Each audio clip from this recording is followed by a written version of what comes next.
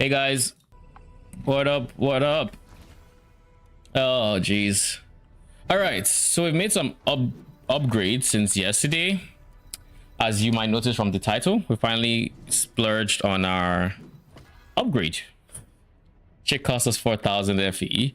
I was going for something that was 5,000, but then with how quickly they were getting sold, I just said fuck it, and I just went for something that was decent and to not break the bank. So it ended up costing me 4,000 FE, which was doable. But we have this guy, corroded, so for the minions cannot deal phase damage, and we got up to 62% for the crit rating application. I wanted to get up to 70%, but beggars can't be choosers at the end of the day. Really cannot be choosers. Look at that. For 62% plus is 6k. I got my 4k. And I didn't want to wait before this would disappear and have to farm even longer and yada yada yada yada yada yada yada. Just didn't want to deal with that. So we changed that. We also recrafted this to end up giving us double crits, so we could double dip. Because the way this works is we're using isomorphic arms, so they get my weapon, so they get the crit rating and crit damage. But because of the amulet also making them share my crit and my damage, and I am getting my weapon as well, they get 60% of that crit and damage again. So effectively, this has a 1.62 multiplier. So if you wanted to see how much crits they are getting from my current weapon, that is about 174 damage times 1.6. They're getting 281, almost 282% crit damage from here. And for the crit rating, it's the same thing, 226 times 1.62. That is 366% crit rating. So crit is now giga, kinda. I do need to get a bit more crit on other pieces of gear, but I don't want to give my rest for it, so we're just taking it slow. We need to re-roll our projectile damage to an ultimate affix for hybrid fizz. But I've been unlucky and I have rolled that shit 7 times so far. And every single time I came up with multi-strike, deal increased damage or whatever the fuck it's called. So yeah, that's fun. But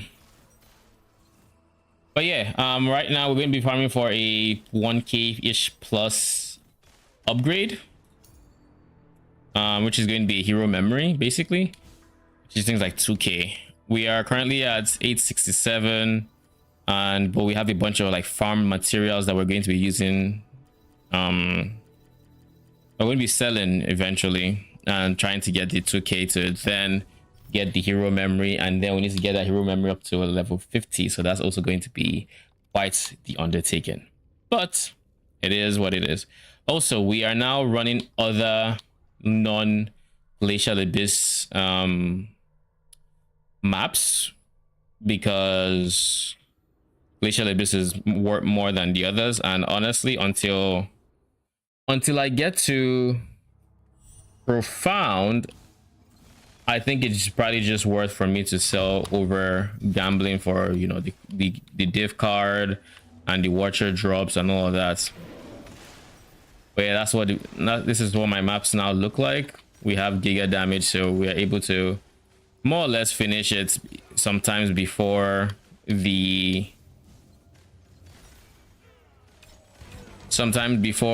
God of War runs out, which is really nice. I'm in the process of adjusting my tree, I think, to actually allow me to get some more magic monsters via God of War followers. That is what I would like to do in the long run. But I think I would also just need more points to make it work. I will have some more chance. Let me see. Let me read the node, because I actually wanted to read what the node said. This node has a second thing, which is in Netherrealm stages, there's a 0.03% chance for a beacon chest to be spawned when defeating a God of War follower. So we want God of War followers. So we're going to be doing this now, since we have the clear speed to do it. This gives us a 4% chance we are attacked by God of War followers when we go up in stages. Not a lot, far from a lot, but it's something, It is something. It's more than the 0.03 we've been working with, and whenever that chest does eventually spawn, it's just nice, eh? Just really nice. This does mean the map is a bit less comfy because we have less duration to work with. We have less duration to work with on the tree, on the God of War. But this also just means there shouldn't be any maps moving forward where I lose, where I don't get to like basically pick up my God of War rewards essentially.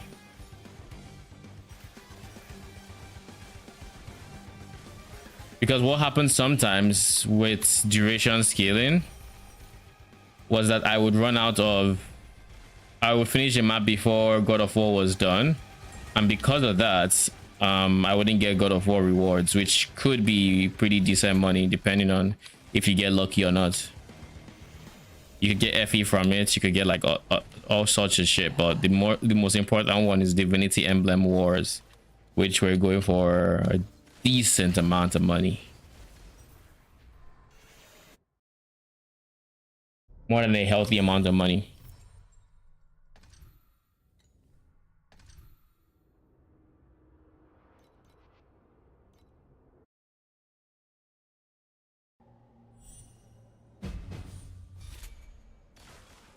And of course, when it's all said and done, we also don't have to actually, the only thing we have to pay for in terms of our farming strats, or the only thing that's coming out of our pockets, is compass prices, which we're using cheap compasses, so it's really not bad.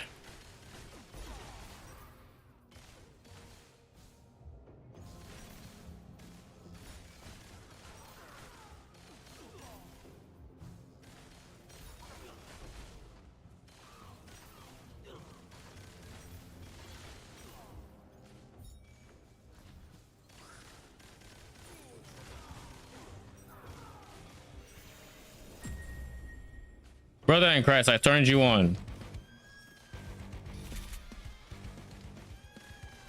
Whatever.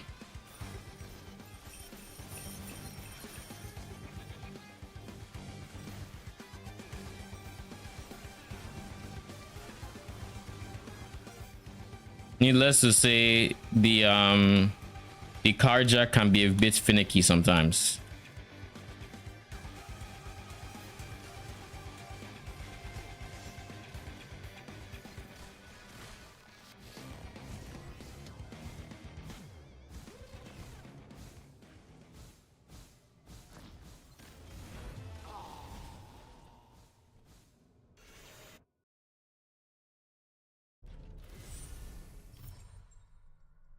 Now, is there a universe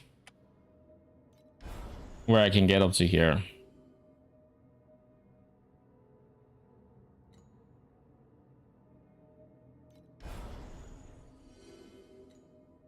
It removes some things from Beacon, but I'd rather not. Rather not touch anything here. Maybe if I were to remove these points, but the extra bosses are always nice. The extra boss is always nice. I don't know. I'll think about it. The bosses drop resonance, whining keys, all this good stuff, snow paper fragments. Whereas the magic monsters have a chance to drop me maps and the chance to drop me the chest at the end, which is more maps.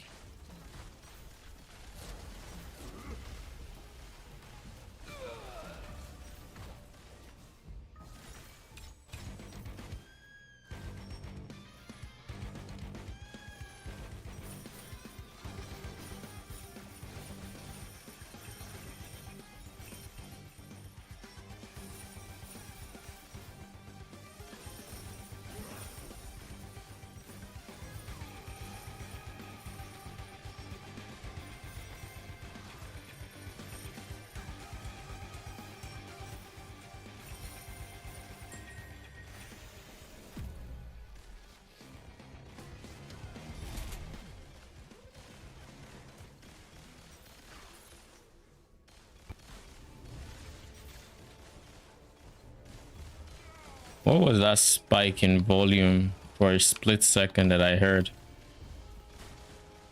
Not sure.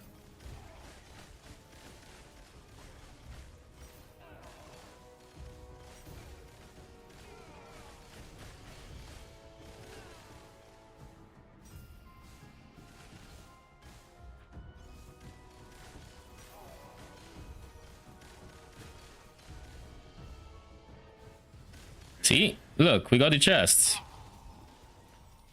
Big beacons. Bacon.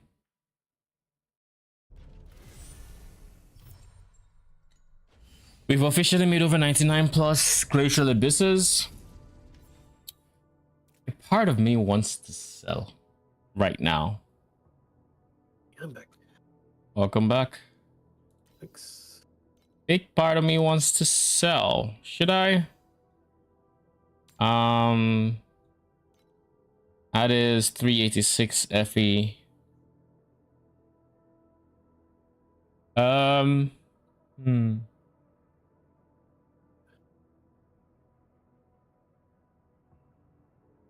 we'll keep farming. Wait, what is my next upgrade? It's the hero memory. How much are they going for again? 1950. I don't think I have 1950 in other mats. I maybe have 1500, 1600, but I don't think it's quite there yet unless I'm selling memory scraps, which would be counterintuitive because I want to buy a hero memory. So selling the thing I would use to upgrade it doesn't seem like the smartest idea, you know? Doesn't sound that good. I mean, like, if you salvage your old one, if you don't intend to sell it, then, like, you will have some, but... Yeah, I plan on salvaging it. 100%. With this guy.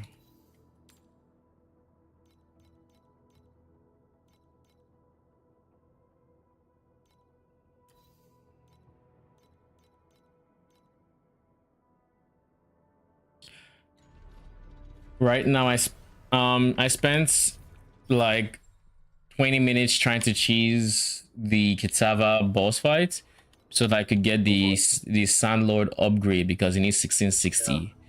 And I know you don't. I assume you've done Kitava, right? You know that now his breathing now does damage for whatever fucking reason. Yeah, I know. Like, I instantly die to like one tick, pretty much. Yeah, so I went ZHP on it where I had like 200 health. I reserved the entirety of my health. I don't have ES, nothing. I'm just like, you know what, fuck it. And yeah. I got to 1600 and I was like, yes. Then I realized it was 1660 was the requirement. I was like, okay. Unfortunate. Yeah. It's like how far can you get before you die 3 times, pretty much? Yeah. For me, the issue is like I don't run any defensive auras or anything. Like it's all just damage. So I don't run any defensive aura. I'm life based though, but I'm running 350% and 1 swiftness on my life. Oh, yeah. Because Moto comes with minus 30% move speed, so I have to run swiftness. It's like a few decent. But yeah, that's what I'm doing. And it's working well. I only have like 600-ish health reserved, something like that, and I still have 3200 health or something. I mean, like, I don't have my health reserved right now, but like there's also no real point in like reserving if you don't have to. Yeah. The thing is like, yeah. I mean, like precise thunder focus, precise electric conversion, thunder magus, and swiftness right now. I mean, like, you could potentially drop swiftness, but then like losing movement speed, I would need to check if that actually is any good for me, because like up to a certain amount of movement speed, it actually scales my damage. Not to mention movement speed is just movement speed. Yeah. Like, right now I have 139%. Dude, can I pick this up? Oh. Huh? Basically, the boss dropped something, and as I was leaving the boss arena, so I circle around to pick it, and then I circle back, but then I hadn't picked it. I'm like, okay, so I do it again, and I still hadn't picked the thing, and I'm like, oh my god, why would you pick it? Yeah. Okay, let's try this again. Like, surely I'll not get hit this time. Traveler? Yeah. If you have to manually cast your thing, it definitely makes the DPS requirement of Traveler higher. Yes, I know. Also, I need to take away a terrain of malice. That thing just is annoying. Good luck. Thanks. The thing is, like, first phase is easy. Like, there you can dodge everything, but after that, like after the first phase, like he starts with like so many things that just hit you randomly, and I feel like the hitbox of a lot of his abilities are bigger than they are telegraphed.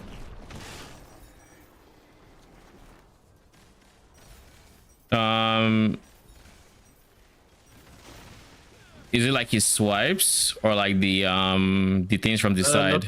There's just too much overall that gave me trouble so far. We'll see how it goes this time. Yeah, the one that really But there gets were, me like, is when you don't kill him on time and the number of like random projectiles that shoot from the sky just keep increasing.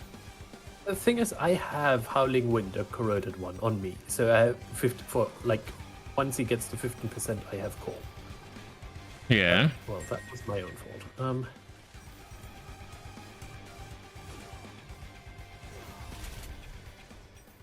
Oh. At least Traveler is like, at least the fragments this season are like worthless. Yeah. So you can just try over and over again. That was my motivation, which is why I feel like I felt T7 Traveler 3 times before I beat him, because I was trying to get into the top 10 of my class. Yeah. I made it. I was 10th. Nice. Yeah, that's not happening on Erika too. And the funny thing is, this was only on Saturday, so like this was more than 24 hours plus after like season launched. Which I was like, yeah, these are just really perks of being off meta. Region, right? So you're on an A server, right? Yeah. I think it's also regional. So yeah. So it was like perks of being off meta. Oh yeah. I completely forgot that it existed until I saw it on like the Friday, and I was like, oh wait, this exists, huh? Okay, cool. I'll just do it then. And then I was up until like 5 a.m. literally just trying to bashing my head against the, not just bashing my head, I was getting upgrades, but like trying to clear him on as cheap of a build as possible. Okay, so now it's gonna get a little bit spicy. Oh good lord. 2 attempts left. No. This one will probably not.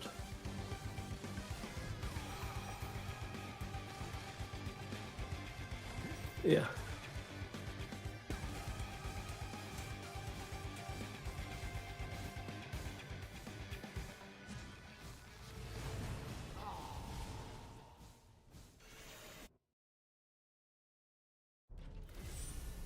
You know they removed the purple God of War compasses, right? Also, yeah, they removed a bunch of compasses. Also, like wait, come on, I have one more try. Good luck.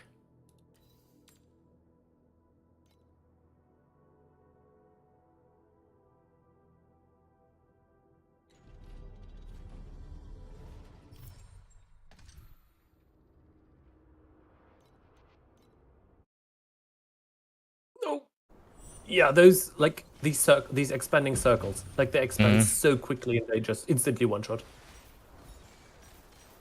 Yeah. Okay. That's the third phase thing, right? He starts doing that in phase 2. The one that shoots from the sky, or the No, the expanding circle, the light blue ones, that like they just spawn instantly and they're already quite big and they expand massively, like very quickly. Like the moon ones. Like yeah, if you just touch them, like instantly dead. The thing with the moon ones is like that one you want to place them at the edge of the arena. So you'd see him shoot the moon into like a portal. At that point, you want to be like hugging the edge, so you end up placing it there. This boss is just obnoxious.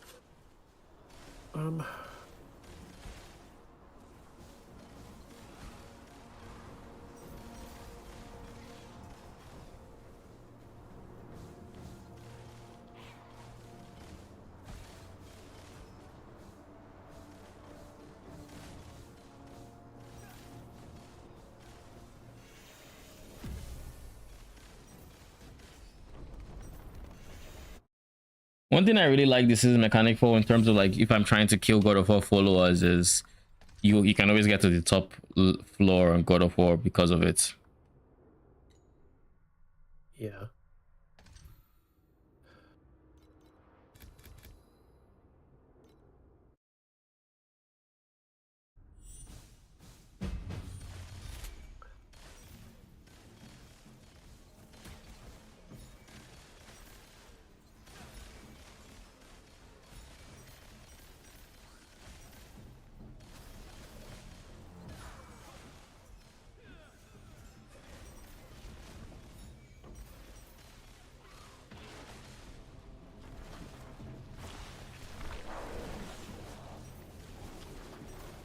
Okay, buddy, it's time for you to, dude, just stay above ground and die.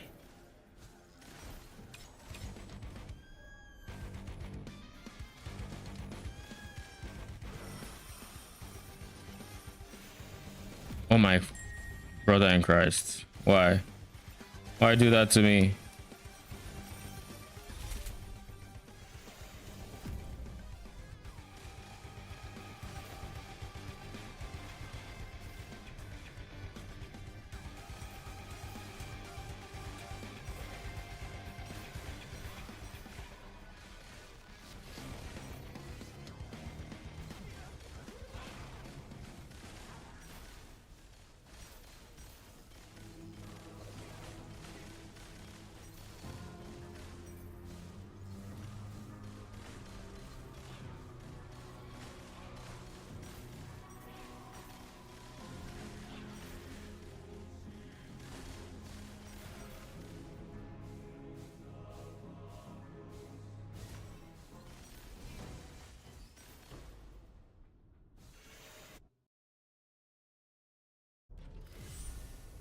All right, let's do this vault. I think I have a vault key. And do I? No. I think I already ran it. Never mind. I already ran the vault. Huh. So, how much is the snow paper of your setup? Like, how much are you making with that actually? Because like I'm considering to instead add the magic monsters from God of War. Let's see. It's going to be the same amount of time I have everything. So in the time it took me to get almost 3 sets of resonance, which would go for like 95 FE a set.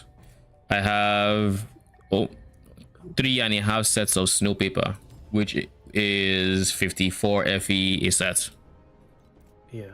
So that is going, the snow paper itself is like 150 something FE. Actually, the half is like, let's say, 170 So the main question something. is now, with the extra magic monsters from God of War, like how good is that? Because like those will drop you more beacons and also more like chests at the boss. Yeah, So that's the question. Which it would one is be, actually better? maybe, do you want the guaranteed profit of snow paper or the RNG of like potentially more, beacons? Yeah. Because like I fit 4 points into the reinforcement node for God of War, but that is from taking from duration.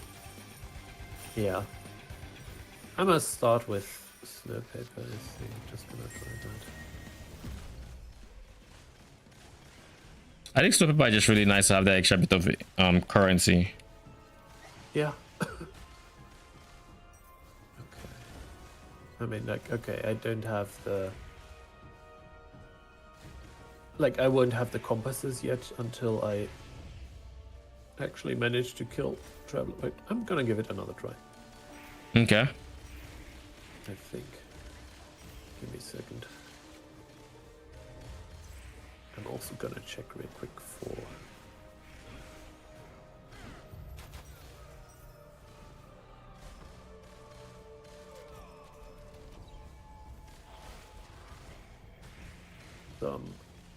Just keep in mind, even as is, you drop a shit ton of like beacons.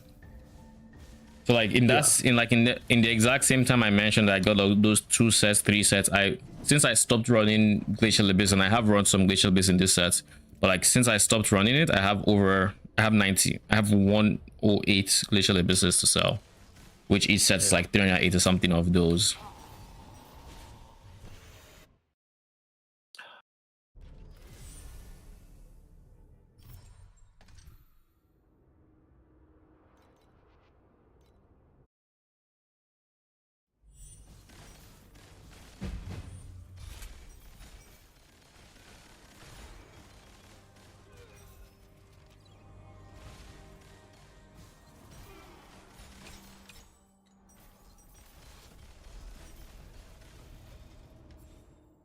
What do we have here?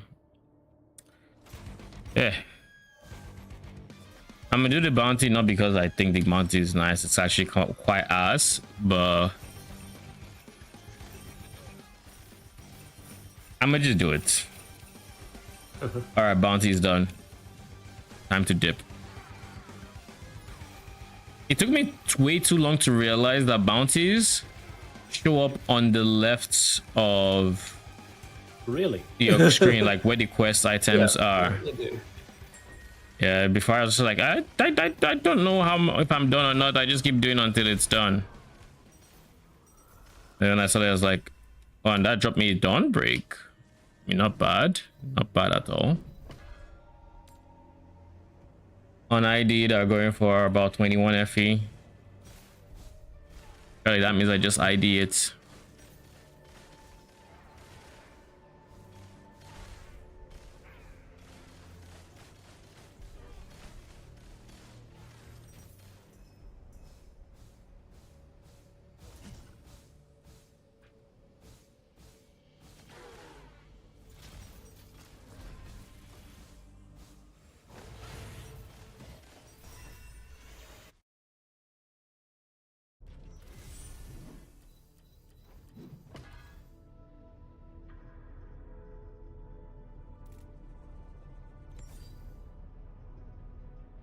Bottom row Defebro Sag.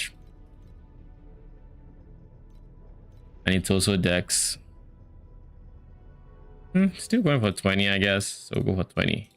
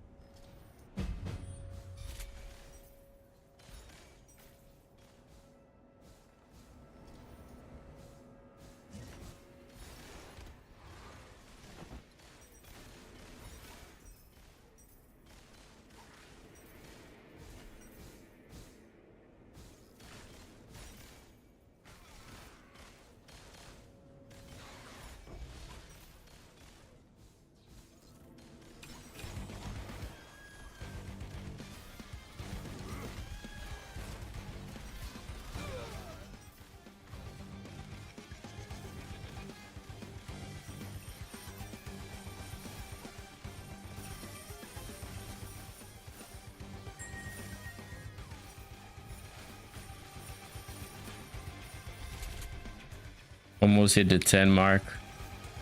Oh well.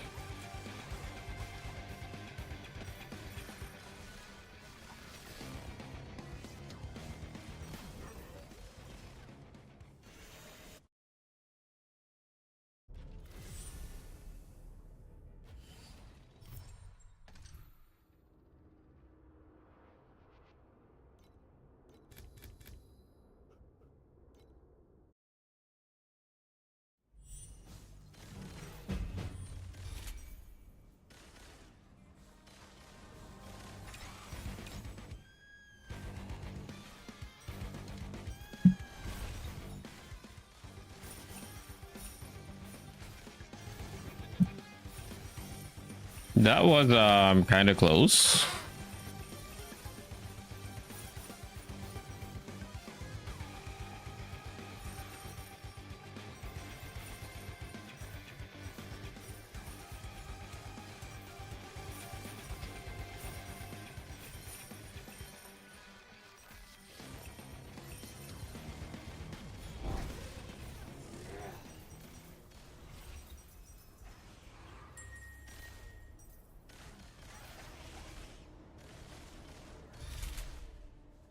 shit.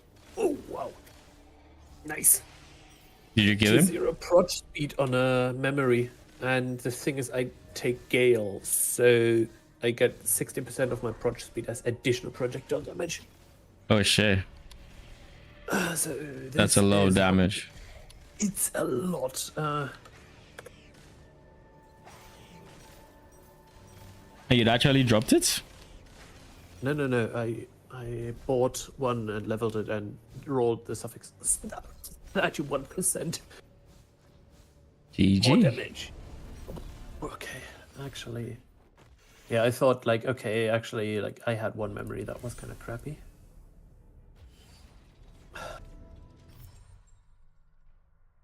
Because I had crit and cast speed, and cast speed doesn't really do that much for me. Yeah. Okay, let's try Traveler again. Well, actually, let's just test it on a dummy first. Let's see. I mean, tooltip already went up quite a bit.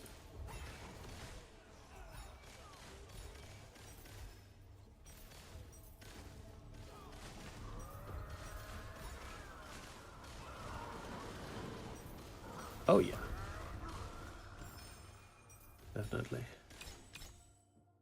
What is this bounty? Oh, it's a regular bounty.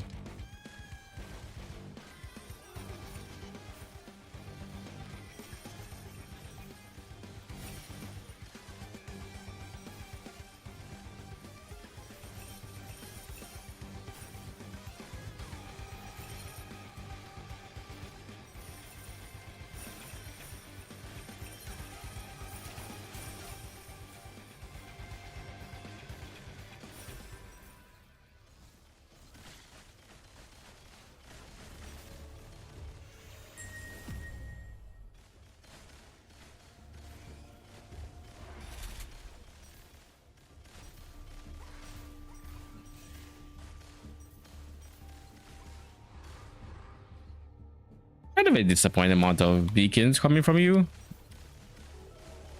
I got one of those disciples confusion cards, which is typically typically poop out a lot of beacons, but like I know this guy only pooped out like one. I'm like, that is the point.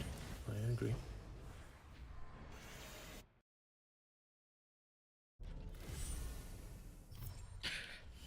let's do some liquidating, shall we?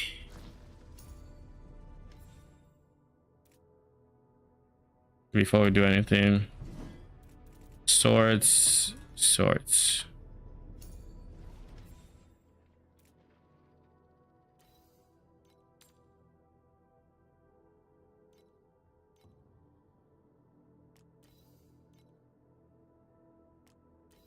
And then you are going for 54.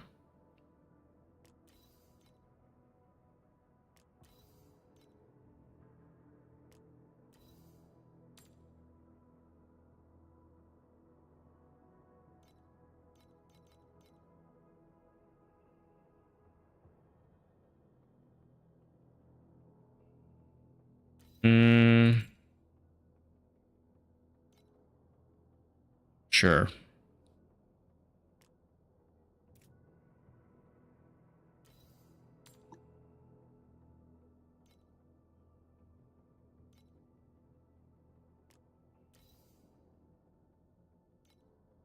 All glacial abysses are being sold. Oh shit, Fated Arcana. Didn't I drop that? 63 FE? Sure. Don't mind if I do. Spending 63 FE in map is just wild to me, but I also understand why they can't afford to do that. Like, that is insane.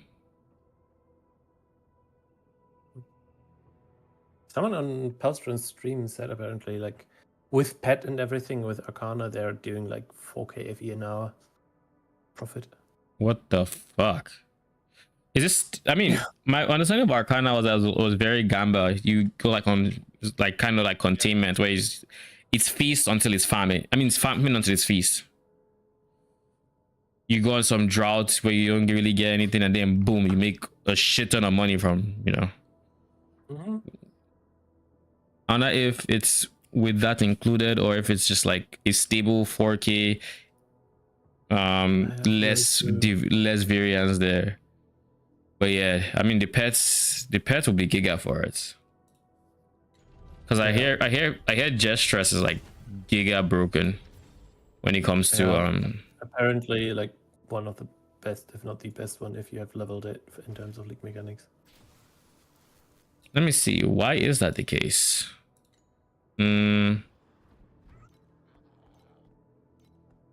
Arcana Gestress. She has the 24% chance to double. Boss was in culling range last portal. I'm dead. No. The thing is, he has this thing where when you get him low enough, he's just going to be invuln until he does like 2 phases of the circle thing. And I know. What? Thing is, that happens at 10%. I have 15% call. Should work. I have 12% call and it didn't work for me.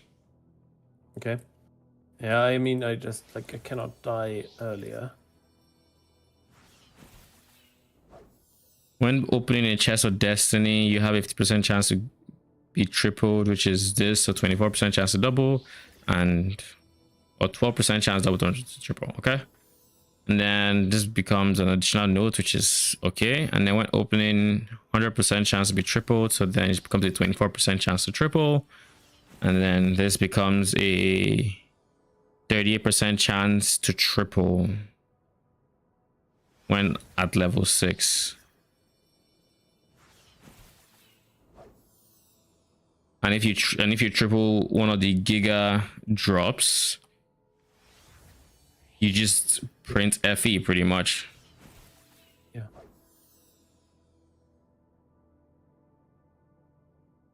Yeah. Okay.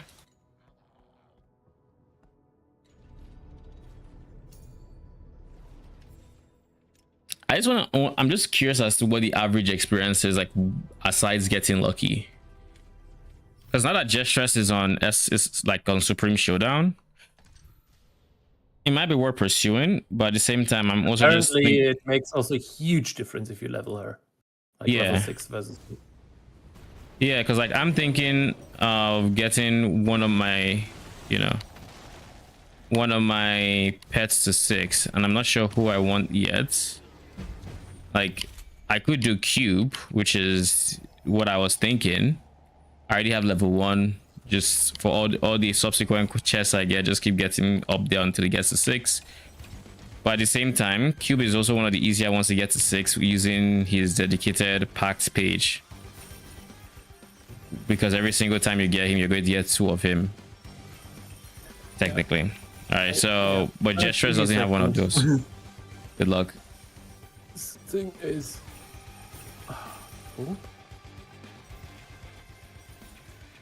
surely I'll come in this time, right?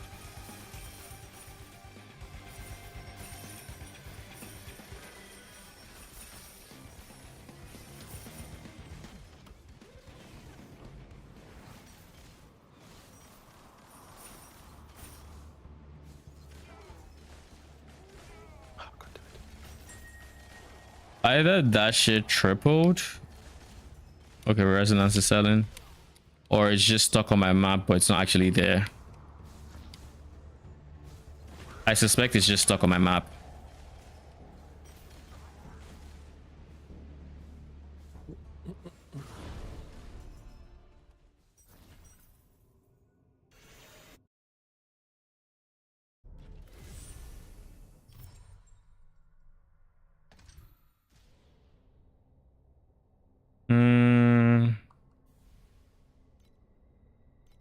Let's do this.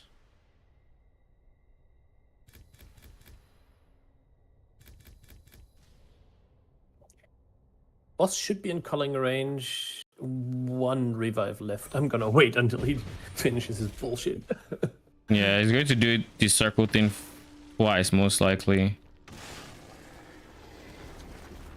Oh, okay, called him. Congrats. Oh.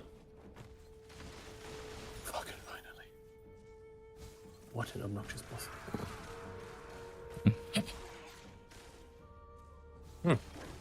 Okay, good. Yeah, anything good for pedigree? I don't know yet. We will see. Glacial abysses have sold.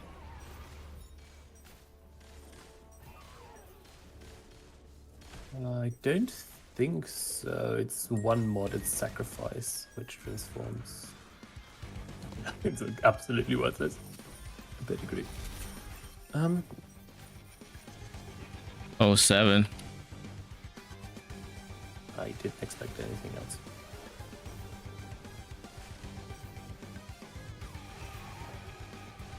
I don't know what pet yet to use. Oh, So, like, yeah, the free battle pet. oh, I still have my chest. I don't know yet.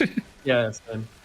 So one fairly generic one that would be good is the +2 proj one. Okay. I mean, 2 proj is just like whenever you play a projectile build, like proj quant is amazing. Yeah. That would be an option. Like for like current build, backup power is amazing because like num effect movement speed, but I don't want to take one that is like this specific, I think, because like I'm not always going to play Erika or like num builds. The +1 curse is obviously also really good, just generically. Yeah. I don't know yet. I am leaning towards. I mean, for me, I have to basically I have to choose between Moto and Iris, more or less. Yeah, minion pets basically. Yeah. Yeah, where it's like this one says buff Giga buff Moto, but this one says Giga buff Iris, kind of thing. And even then, it's like, oh, this one is going to buff Moto 1, the other one buffs Moto 2, or Yeah. this one. I mean, for Iris, there's only one ascendancy that matters for me, at least. Oh, nice. We get a vault key card. Yeah. That's why I kind of want like a fairly generic one that is good, like fairly generically good, and like something like +2 proj would be an option here, because like I mean just like having 2 projectiles, it's like every projectile build will like that. Yeah. So that's definitely something I'm considering.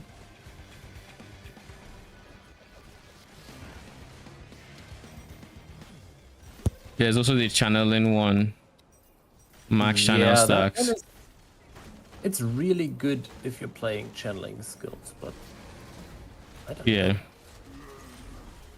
Could have been decent if it was minimum charges for Iris, but it's not so.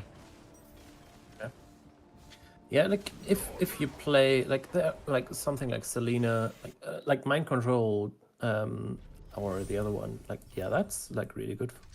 Mm-hmm. Harling Breeze or whatever it's called, like for that stuff, it's really good. But then otherwise, like Useless. it feels a bit more specific. Yeah. And It's def niche, or in a niche. yeah, like it's insanely strong, of course, but it's a bit more niche. Like the thing is, like I tend to like just play a bunch of different stuff, so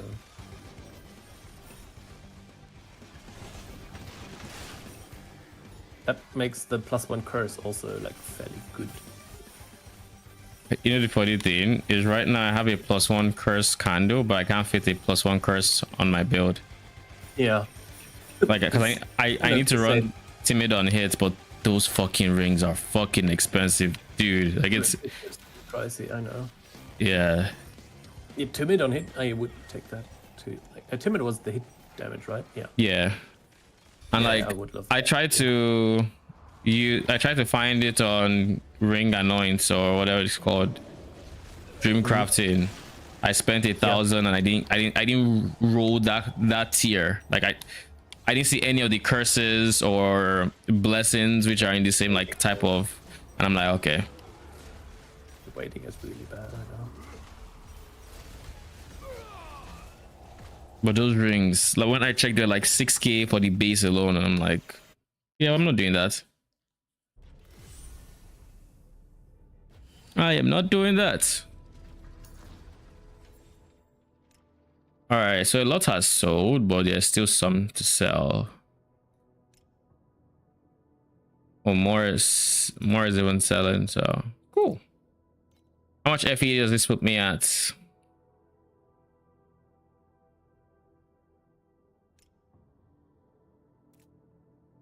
$1,720. Can I find something that I can work with 2,720, or is it something else sold? Ooh, that should put me at 1,900. All right, hero memory time, please.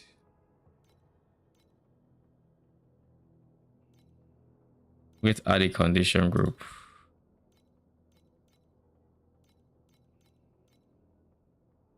It should not be evasion. I'm gonna try the setup you were doing. I'm gonna get some compasses too. Let's see how it goes. Okay. So this doesn't work.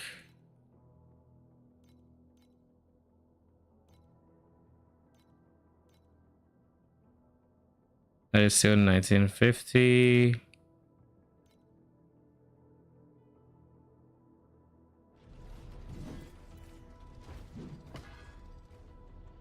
$1950 would be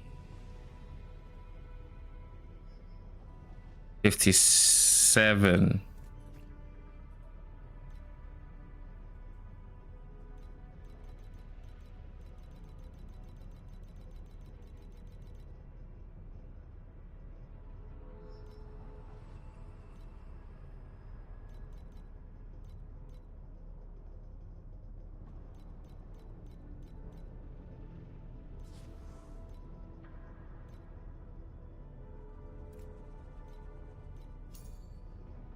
It was 56.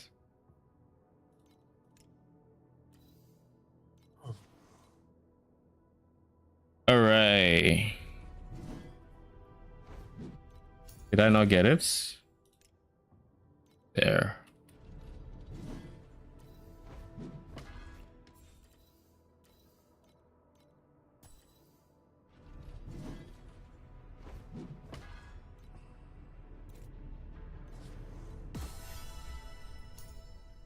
Now we just need to make sure we upgrade this as much as possible. We need to get it to level 50 ASAP.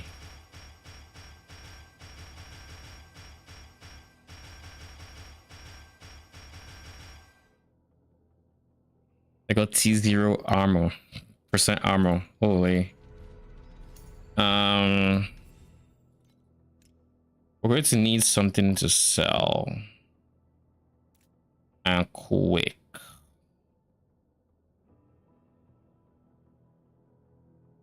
Do I have divinity stones? I have 420.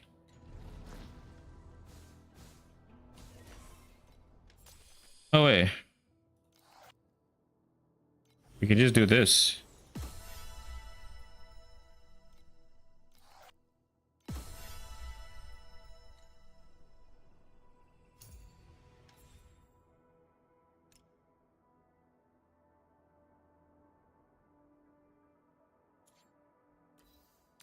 These are going for 0.05.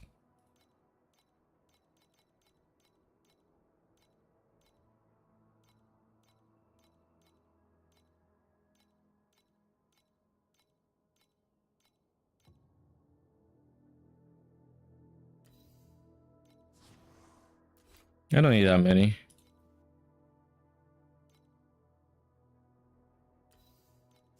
Yeah, I'll do this.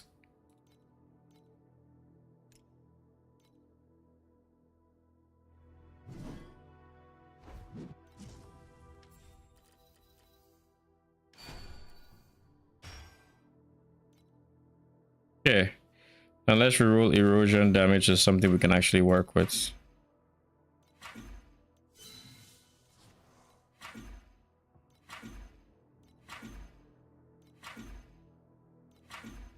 Okay. Not ideal, but we're out of materials anyways. All right, let's see where we're at now.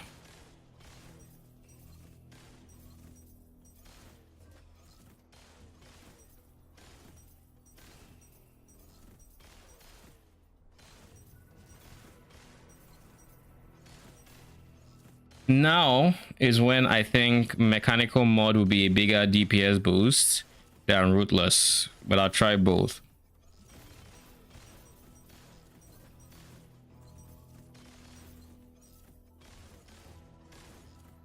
But yeah, we're over the 20 bill mark now.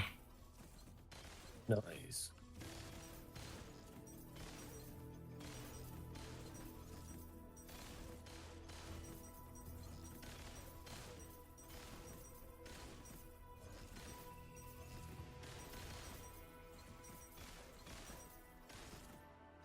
With our peak being 29.6. Not bad. All right, 21 bill DPS. Now let's try switching this guy to mechanical mod. You said you were only doing bounties when you see them, right? Yeah. Holy. Okay. Kind of bad for the season progression, but I'm gonna try it for a while. I mean, I need to hit profound anyways before I can level up again, so. Also makes maps like a lot faster.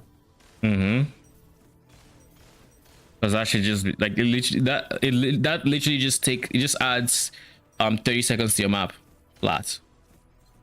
Yeah. And it's like, okay.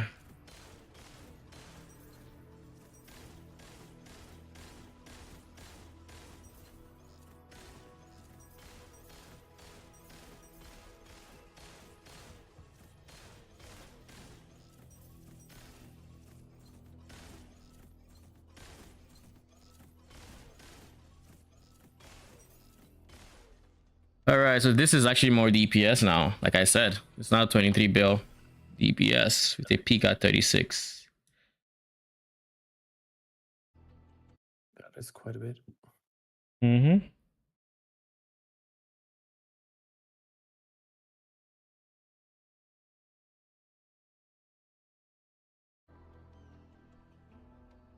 Now I'm just curious.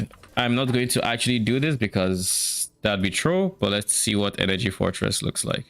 I think in the long run I have to switch to ES because, well, it's more damage to switch to ES. It's not actually not. I mean, so far I think life is better for the season mechanic. I think there's so much consistent BS hits that it makes more sense to be on life, because life has instant like recovery, which is really strong with Lee mechanic. Doesn't really work for you, I guess, right? Because you are not hitting. I can do regain, but it doesn't beat life source with instant restore. Oh yeah, I mean, like I wouldn't have the space for like a restoration skill. The thing is, like I also have quite a lot of regain. Yeah, it's like actually quite noticeable. Like when I run maps. Oh good lord. It is really quite noticeable. When I don't die from stuff and keep hitting things, like the regain in combination with on kill, like my ES goes back up really fast. Using Energy Fortress took my damage from 23 bill to 27.5 bill. So 4.5 bill, give or take. All right, it's time to cheese again. What do we switch into? Domain expansion. Anti bomb. Elemental shock. This had activation elites. You had activation resin instruction. Then you had the feud. This one had probably just grudge or something. Is there a way to keybind the God of War to end it? Not that I know of, sadly. What a shame. Would be nice because like for the emblem. Yeah. You're able to like just have a Like I hit button like to I use controller, so like having to use my mouse to then go, it's annoying. yeah. Yeah. Yeah, it doesn't look like there's something to bind it to. Oh, yeah. Also, god damn it, these maps are fast, like sub 1 minute.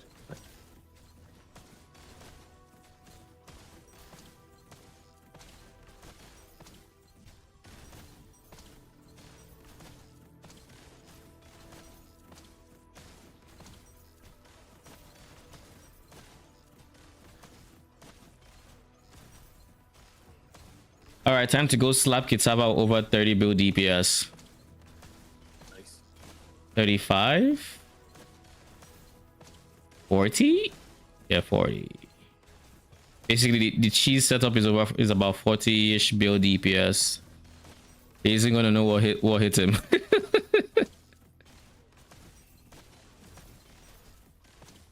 All right, Kitava, let's go. You're gonna get me 1660. You hear me? Oh yeah, I can't dash. I almost forgot. All right, first, this is how we die. Yep.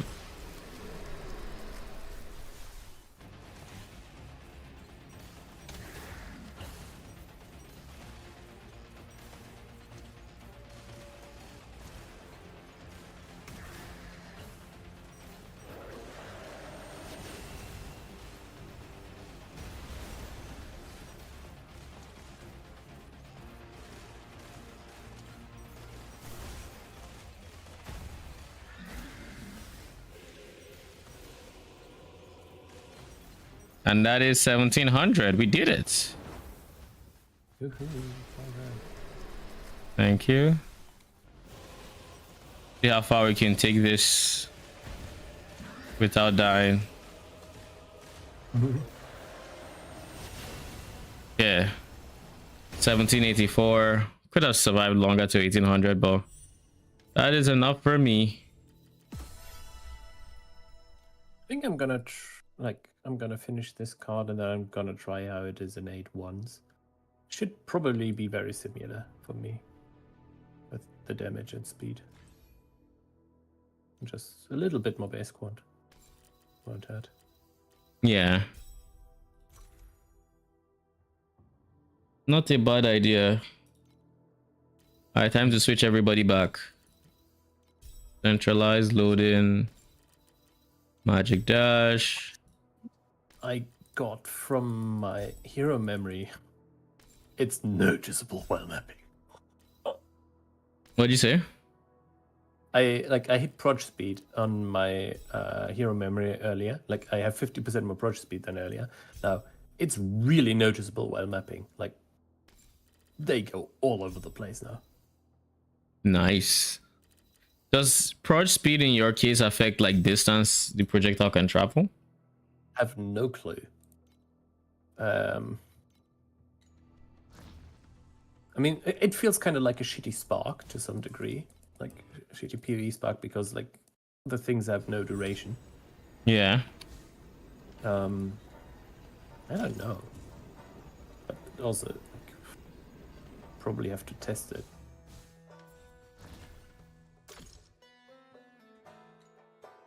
But it feels like the clear is just better with this.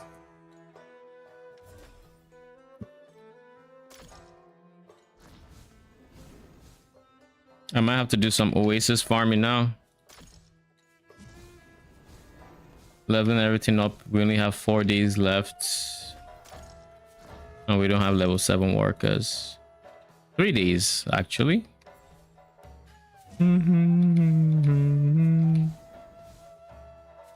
Alright, now that we've done this, thankfully, we can now go into Jungle Island and start completing these guys.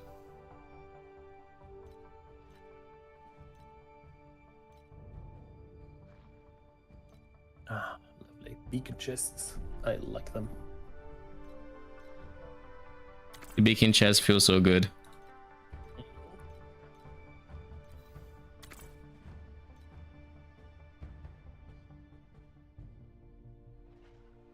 Alright, I've completed 2 shipments. And now they need to upgrade a kid. To 2616 boss conquest. That's gonna be a bit. I think that's fine. Definitely. Yeah, at T7 we can get up to what materials? Level 9. So yeah, we're just missing the level 10 shit. I think that's fine. Mm-hmm.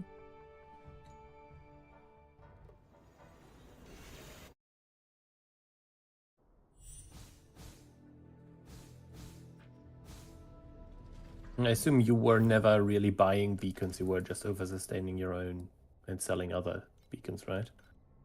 Like now? Yeah. Like Yeah. with, beacons. Yeah, like Yeah.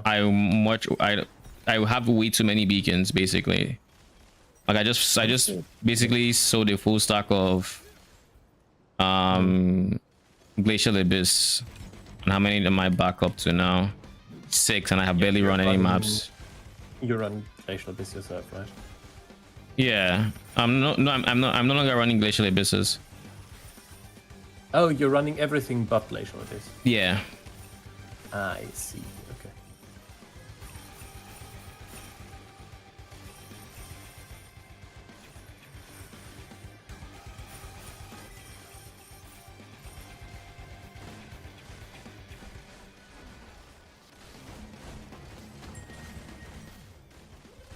Yeah, Glacial Abyss is kind of nice because it has a bunch of decent layouts, and the Watcher actually has like 2 good items. Yeah. The big thing with Glacial Abyss and why it's more expensive is the div card. The div card is stupid. Gaze upon the reflection or something. Oh, okay, yeah, I see. It's it costs, it's about 6k FE if you drop it. But like you're probably not dropping it unless, like, I feel like if you farm enough profound, odds are you will drop it. Maybe at some point, but yeah. But in regular T8, I don't know that it's worth the cost. So what I'm opting to do now is I'm just opting for more guaranteed money. Then when I get into, like, you know, profound territory, I will opt for.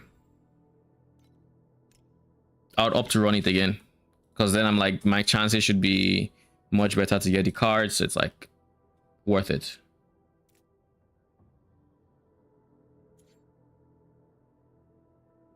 I think I ran out of veteran compasses.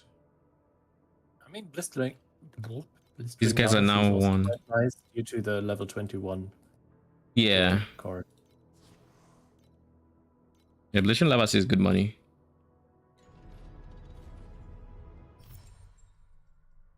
Right now I'm running Thunder Waste. Yeah, I have a bunch of those. I decided to run those. Also, like, I'm just trying like 8-1s. It's like super chill. Okay, the boss might take like 5 seconds. Like the bosses, yeah, from the compass might take like 5 seconds longer, but don't care. Like, I'll take the slightly increased quantity of that.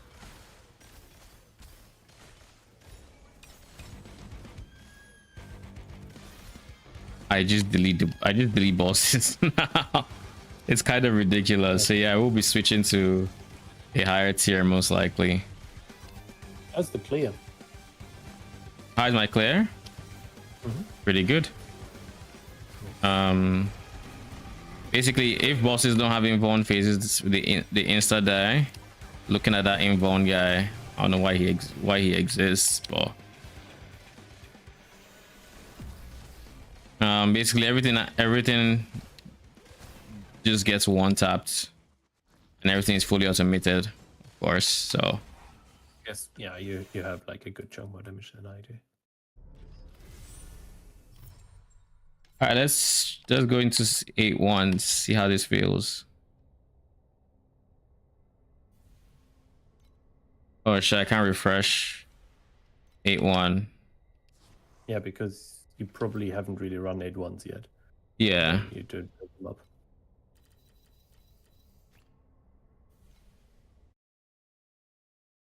Guess I'll just run two of these maps.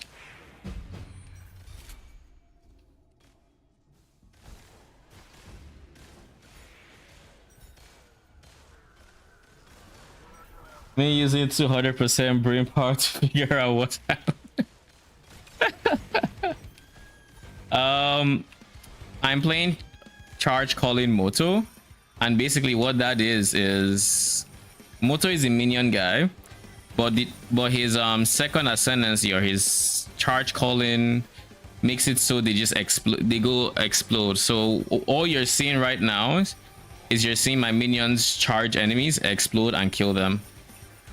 And of course I have a lot of damage, so things are just being one tapped pretty much.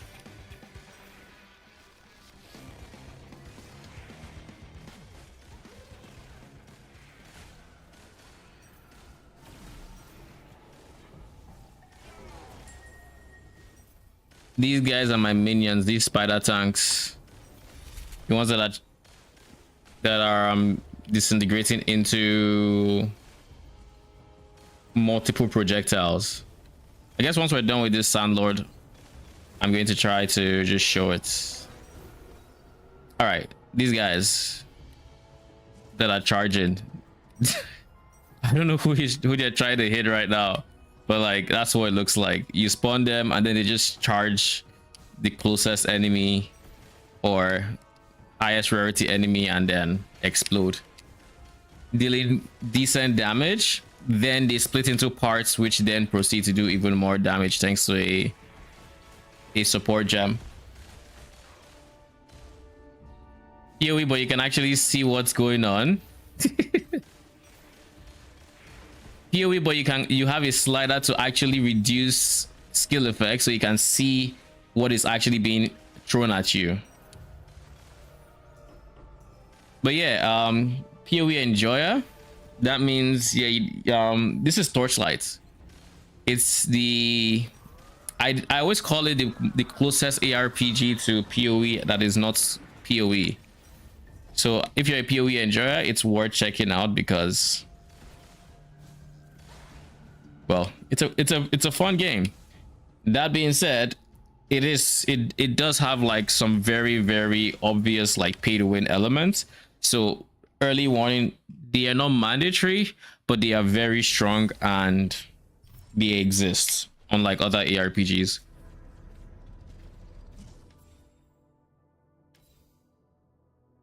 Let's reset this.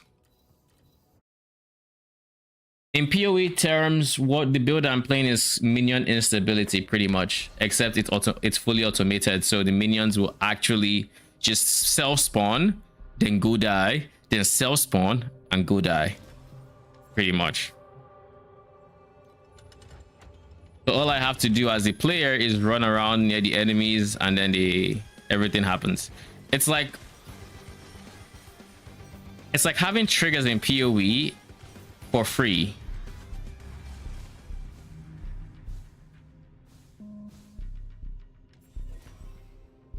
But it's not just for your offering. A lot of builds basically, like especially like if you're playing a projectile build, it's kind of like playing Warloop.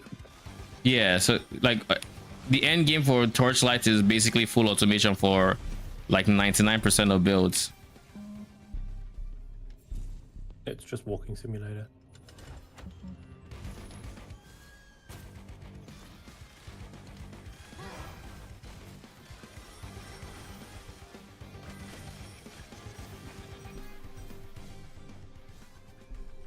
And then this right here is the season mechanic where you're trying to rob different vaults, but it doesn't actually play like you're robbing vaults. So you go to the vault door and suddenly for some reason there are people with backpacks holding the loot that was in the vault and they're running away and you need to kill them. Like, it's so bizarre when you actually think about it. Honestly, I don't think anything in this game makes like any sense at all, actually. Like the car jack, sure, because like you can see they were transporting it and whatnot, but like in the vault, why are there people actively just sitting in the vault waiting with the thing to try to run out with this? Honestly, I don't think anything in this game makes like any sense at all, actually. Like, the car jack, sure, because like you can see they were transporting it and whatnot, but like in the vault, why are there people actively just sitting in the vault waiting with the thing to try to run out with this? I only remember this game because I still get ads of this even with YouTube Premium. What? How you getting ads with YouTube Premium? Because I remember installing it and it made me move with left click on like moving with right click with like League. Oh, you're a League enjoyer as well? I play TLI with controller, so I don't have to worry about moving on left click or right click. I think PoE is also move with left click though. But you can, I think you can make it right click if you wanted to. Yeah, I'm pretty sure you can. PoE you can make it anything. I don't think TLI quite has the same level of customizability on that front.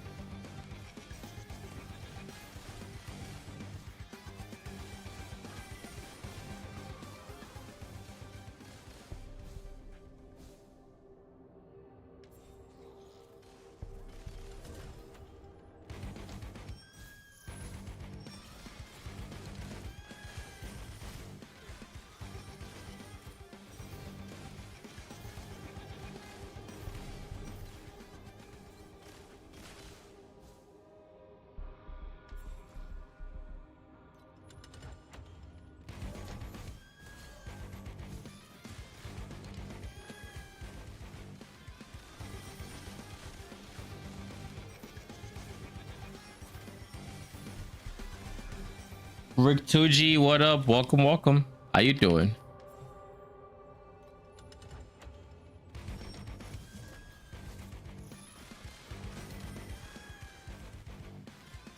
No, well. Ow, that hurts. What's up?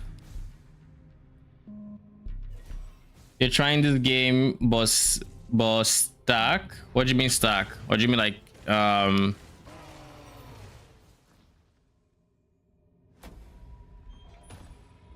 Oh, you don't have damage. What character are you currently going? And do you have a guide you're following? That's just 29 FE. Yeah, not great. Not great, 29 FE. But hey, 29 FE, can't complain too much. My control on whose? If it's tier 3, Pelstron has a great like base video with multiple stages on it. Be good. That's your build code. Early warning, I do not know much about mind control, but I will give your character a look. What kind of content are you doing?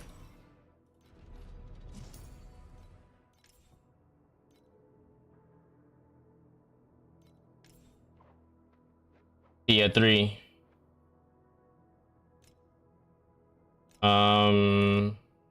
Blasphemer, you have mind control. You only have 256 energy, so you're in T7 question mark. Corruption, preparation, terrain of malice, good. Blink, quick mobility. This game is season based, correct. How long is a season? This one came out last week, so I would expect this season to go on till about November, give or take. It's about as long as a PoE season typically should last, for like 3-4 months, and they are pretty on the ball with like keeping their release cadence. They are gonna like they don't delay they don't delay basically. This is the guide you're following. Oh, okay. Mana boil.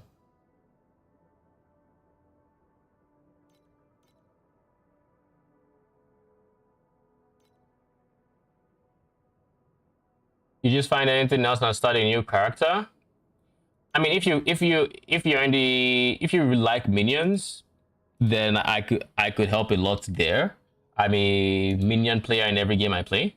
So, but if you're following this guide and you have a POB or not POB, a planner for your character that you want me to see, can I even search characters? Can I just search the thing? I don't think I can on hero ranking, right? There's no search. I would literally just have to scroll, and that would be less than great. Yeah, there's no search. Okay. Playing minions in PoE. I mean, same. Oh, I still have that meme build. I need to actually go gear up in PoE. I'm not done with PoE 1 season yet. Oh, the build is from Palstron. What does your character look like versus that POB? Because if I remember correctly, like how close are you to that POB? Or no, I keep calling it POB, to that planner.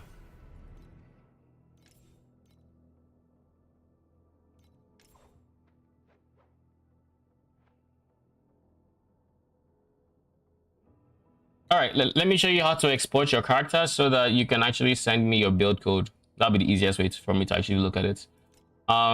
Go into my creation, hit create build. That should take a snapshot of your character. Then I think that you do this. Your character is not level 95. Do you need to be 95 to create pro builds? You need to hit 95 once on a character. Oh, so you don't, it's your first character and everything. Mm-hmm. All right. I guess let's start with the more obvious questions. Do you have a 6 link?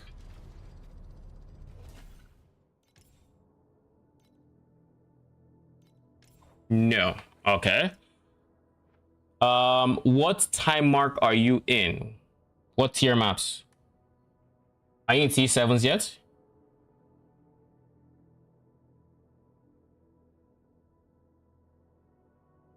You're not in maps yet.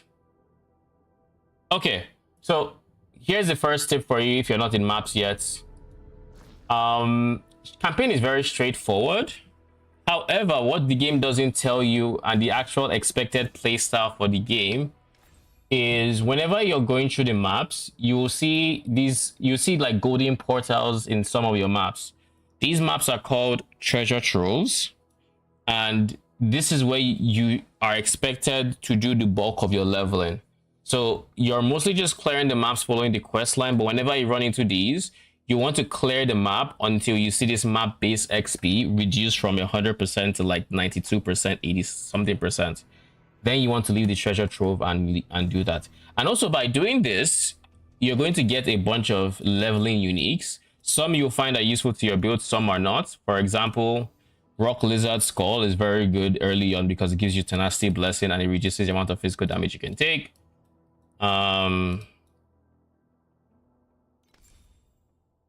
Born in Fire is pretty good because it's flat life with regen, pretty good as well. So these are just generically good uniques you can use to just go through the campaign. This is a minion unique. If you're a minion character, you love this guy. Then you have this one, the belt, Desire Survival, A+, recommend you using. Level 57. That means you're actually relatively close to the end. You found all the uniques he has in the build, okay, but you still don't have damage. If you have all the uniques he's using, I guess, what is your definition of you don't have damage? You're not going to one-shot enemies like I am, as an example, in campaign, because that's not the way the campaign is designed. But you shouldn't struggle much with bosses either. You should be doing decent damage. You're trying the dummy? Yeah. I wouldn't bother trying the dummy early on.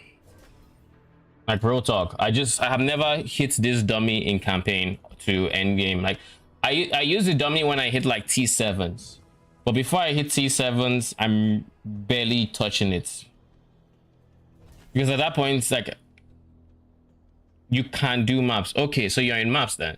What time mark in maps? Oh, you've not done a map. You just unlock the end game? Question mark.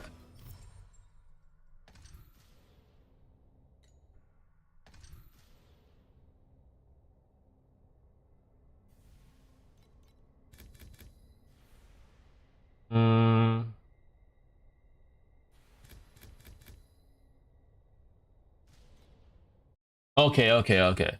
And yeah, you should try maps.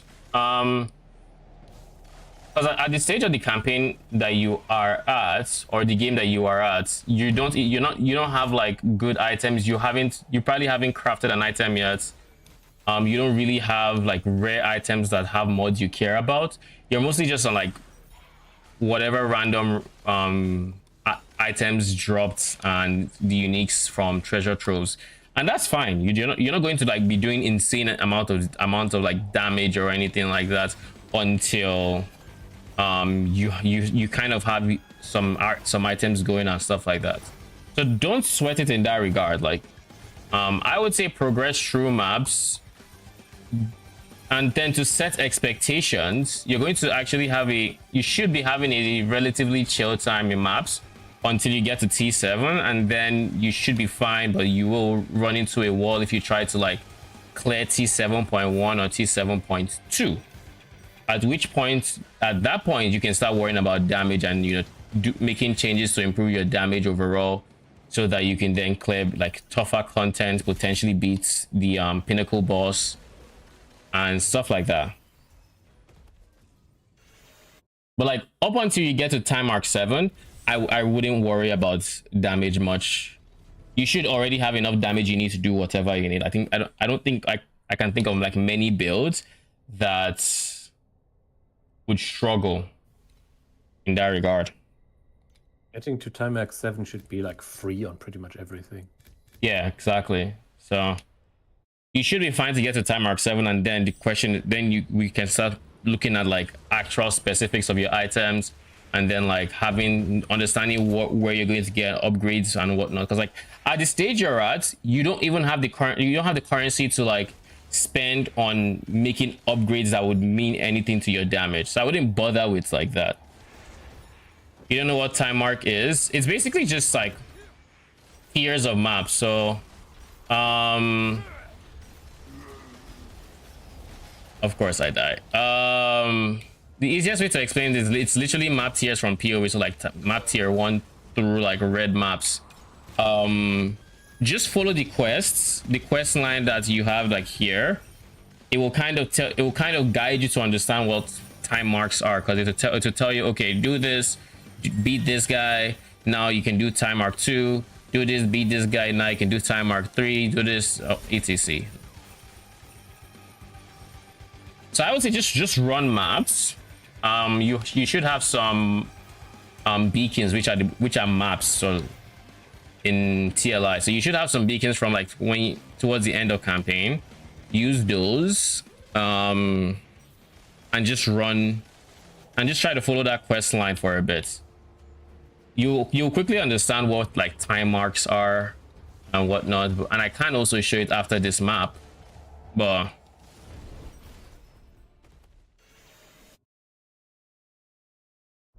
all right. So the time mark system I was talking about is this guy. There are different time marks. You start off at time mark 1. At time mark 1, you are expected to kill the boss of Glacial Abyss. Then to unlock time mark 2, you go into T2s, and from this point you now have access to Lava Sea and Abyss, and you're meant to kill the bosses of both of them to then progress to time mark 3, 4, 5, 6 until 7, 8 profound deep space, etc. All right, what we're going to do is we're going to do some blistering Lava Sea.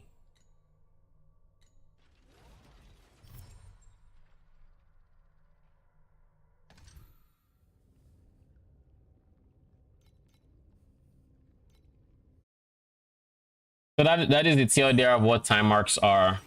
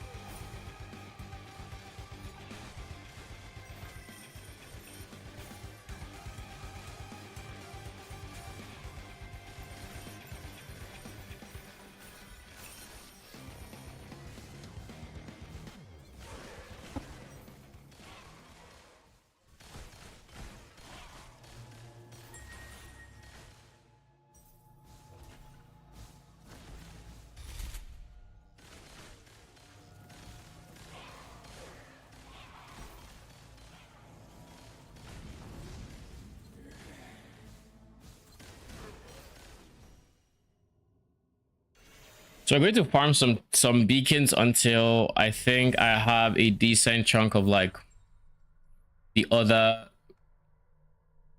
areas, and then I'm going to do T2s, T81s of them, because right now I did some Thunder Waste and I had to do it on a previous tree because I don't have resets.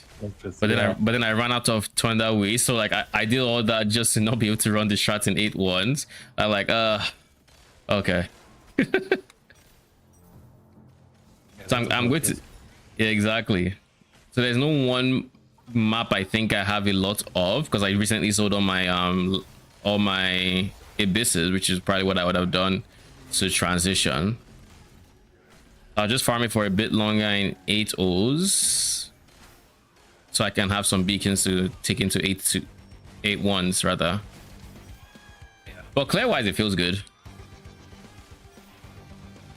Yeah, like if it's like not taking much longer, then like just take the free quant.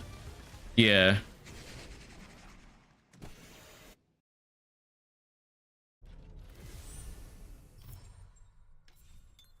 And then Rick, when you get to tier 7, that is when, or time mark 7, so to say, that is when you can start worrying more about oh shit, this is just the one.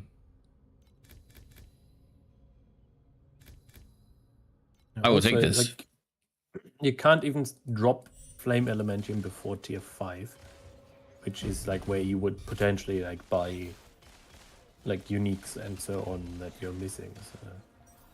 Yeah, and for context, Flame Elementum is like the primary trading currency here. If you play PoE, it's Chaos Orbs, but for Torchlights.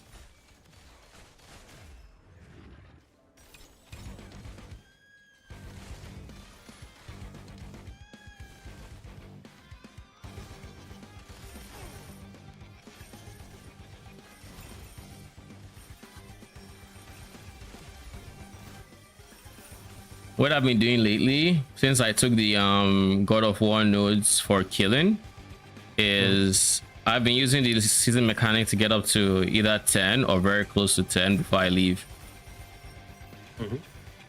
That way I guarantee getting as many reinforcements as possible if I'm getting reinforcements from God of War. Yeah, nice. Yeah, I pretty much like I do the league mechanic if it's in a spot that's decent. Yeah. It's just I'll skip it if it's like in the worst spot ever. Like some layouts just like I know that you'll just like kill like 10 to 12 bodyguards because like the layout is just horrendous and they run into different direction. It really pisses me off when when there's like 2 sections of a wall and the truck is just in between blocking the transition. It's like, okay, so I can't run through them, but like they'll spawn on either side. Okay, how is that fair?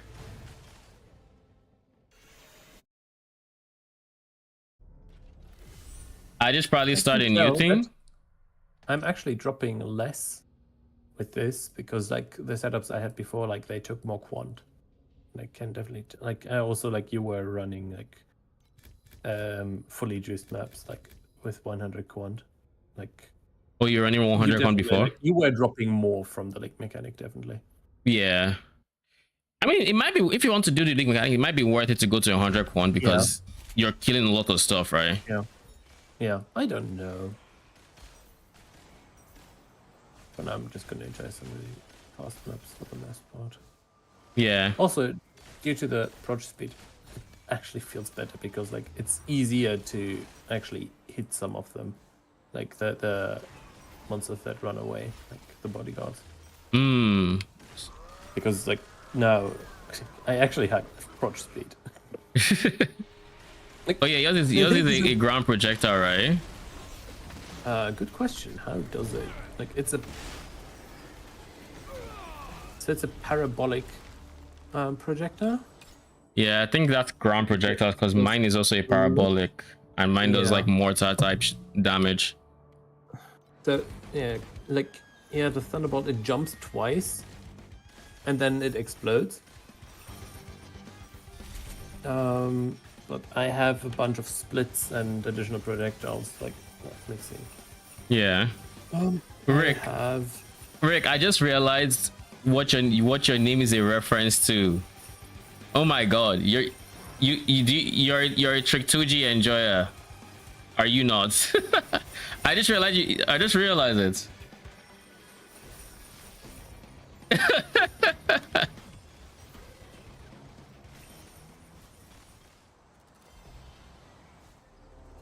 And you know it's ironic too, because like I'm when I play League, I'm an Udyr main, so I should have been able to spot it from a mile away, but it took way longer that I would like it to have taken.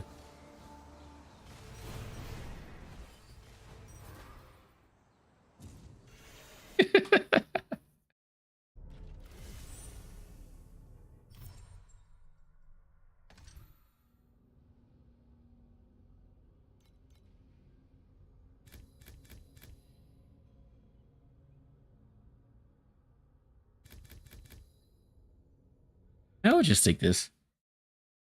Got this name so long ago. I mean, I can imagine. So you said you wanted to create a new character? You want to try something new? You're not enjoying mind control? Ate a lot of damage there. You didn't die, thankfully. What are you thinking? Minions or another or a different spellcaster? I've heard good things about mind control, but I've also heard like mixed things too. Ridiculous. Up until a certain point, like that is quite far away. Like mind control is just ridiculous. Like you get so much damage for so little investment. Yeah. It's like getting the amount of damage I have on my Thunderbolt Overload. It probably takes like half the investment on mind control, if even. Yeah, like I think mind control is definitely one of those very, very efficient skills early on. But I think what was Arcane X's experience? Like it just was hard to scale because it was meta at the time, so everything was expensive or something. Because he was sharing loot with like Thea or something. Yeah. Or items. The thing is, it's meta, yes, it's quite like popular, but like if you're starting late, like if you're late to the party anyway, and like still like learning the game, like yeah, you will be able to find a lot of gear people are transitioning out of for like way less now. Like certain high-end things will be more expensive. But the thing is, like, just the baseline power level of Mind Control Tier 3 right now is ridiculous. Okay. It looks so good, but my character, I really need that. it looks trash. One thing I will say, the game, this is let me try to get into a bit of Torchlight explanations. The game is designed in a way where you are godlike strong and also trash at the same time, simultaneously at all times. Because what do I mean by that? My character is currently doing 23 build DPS, give or take. It's a lot of damage, and as you can see, I'm blowing up the things I'm doing. If I were to step foot in profound, just a little toe, I would get blown up so quick. I would take like literally a minute to kill rares. It is going to be awful, right?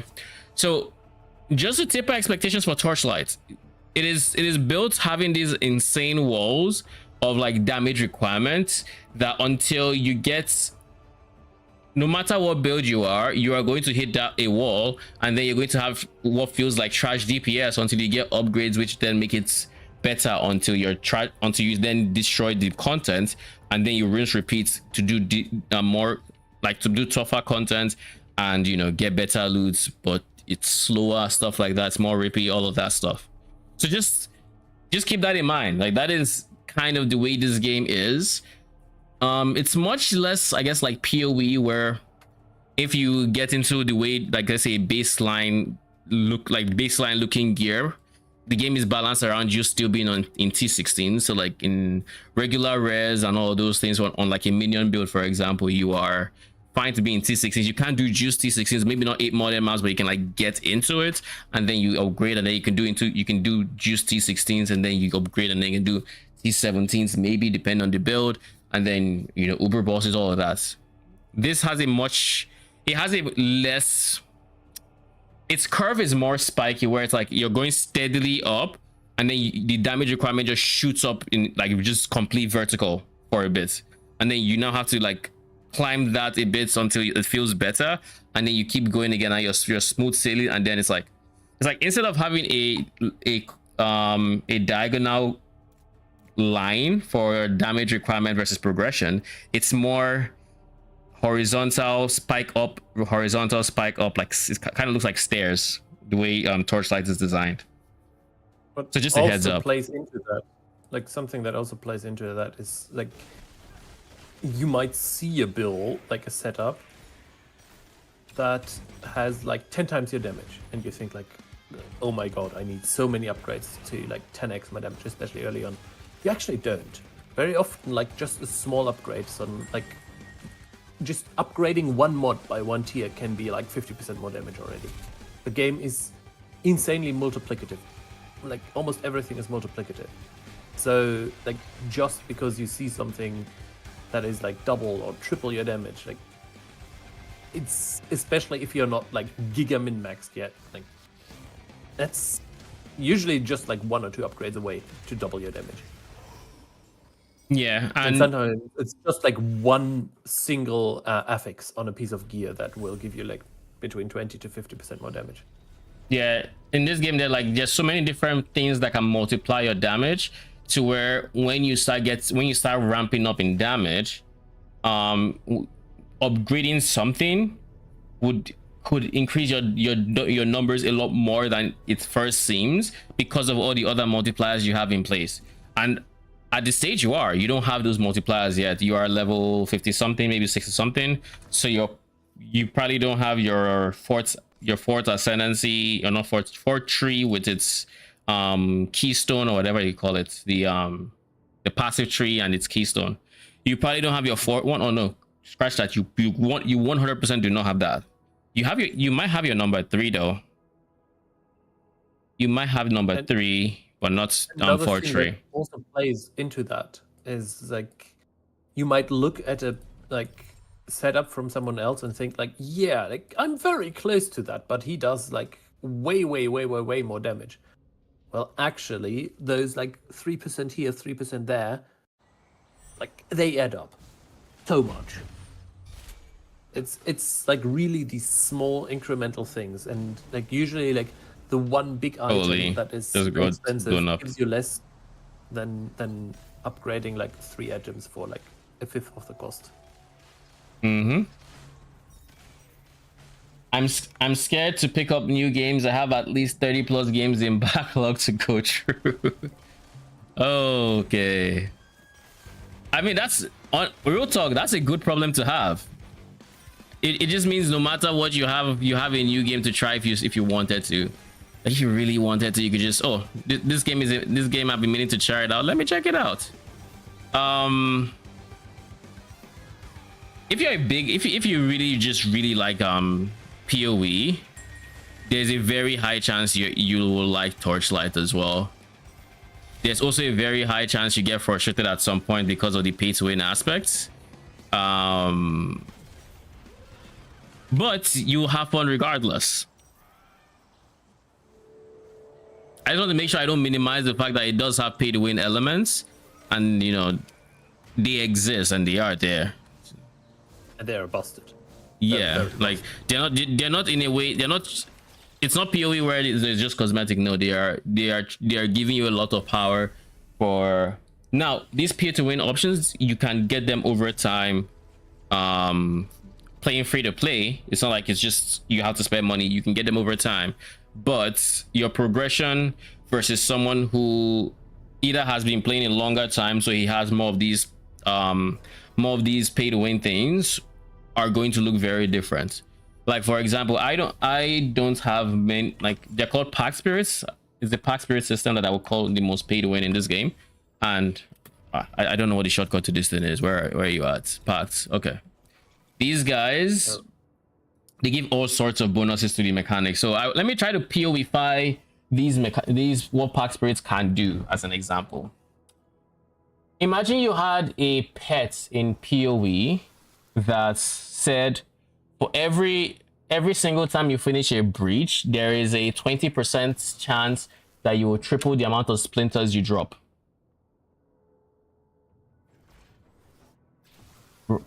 Or when you finish a harvest, there is a 20% chance that you double the juice you get.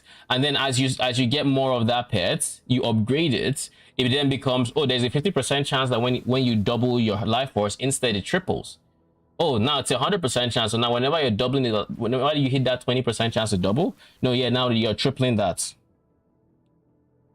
And now you're just going to be, that chance goes from 20% chance to 30% chance.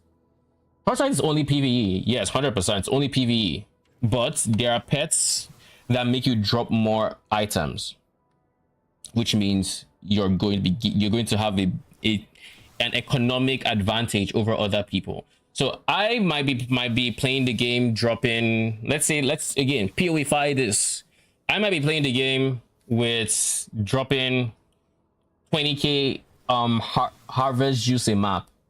The person who has the pets, because of that whole proc system and quant and whatnot, he is dropping on average like 50k a map, 40k average. So I will still make money. Like the 20k I'm dropping is still money. I'm still progressing. I'm still having fun, all of that.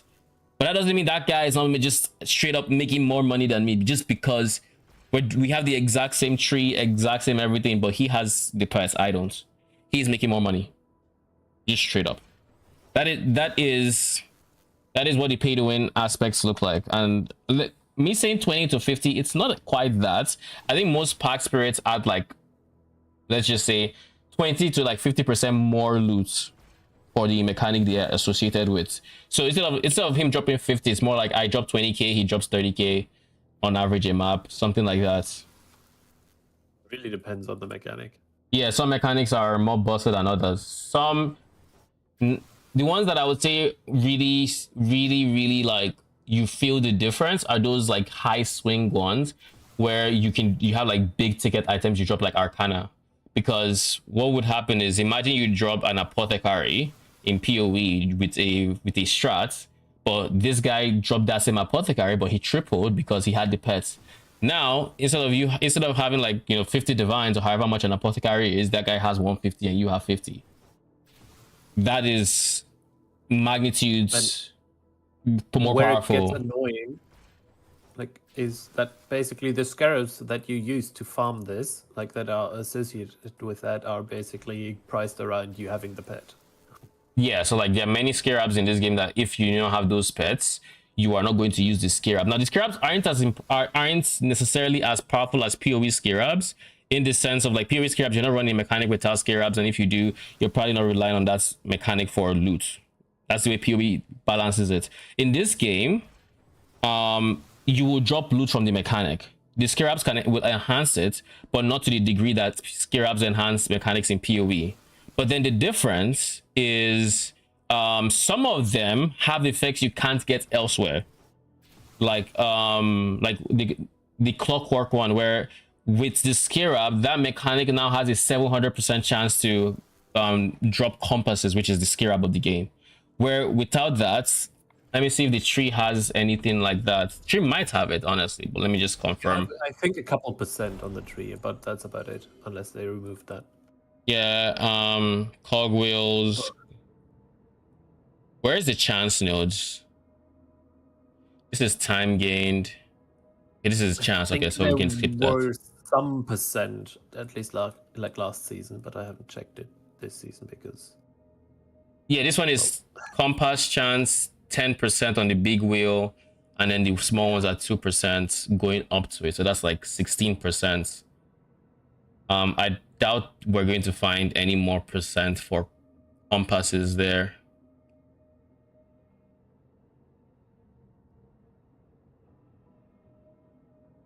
Yeah, so like as an example, this mechanic has an increased chance for you to get compasses from it, or the compass drop-in thing from it, and you can get 16% increased chance from the tree, which is of course nice to have. But if you were to use the scarab, and this is one of the extreme examples, this is not the norm for these compasses and what they do, but if you had to go to scarab, you would have a 700% increased chance to get compasses, and that is priced around the people who can afford to pay this much for this compass are the people who have the pet and will make a lot more using this compass than the people who don't. The people who don't will likely not make money from using this because of how expensive it is. So you end up being priced out of the market of some strats because you do not have said pet.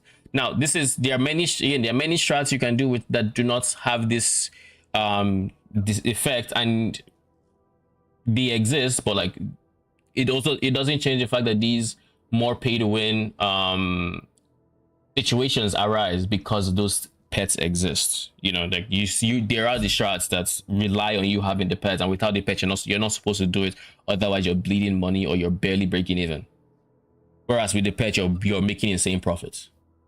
It's mostly like, it's pretty much like a high-end farm. Yeah. Like most of these things are all high-end farm. The like farming for div cards, farming for those compasses with that mechanic. These are all like you're in late game. You've geared your build. You're like in the second highest like tier of maps, stuff like that. That is when you would then be able to do it.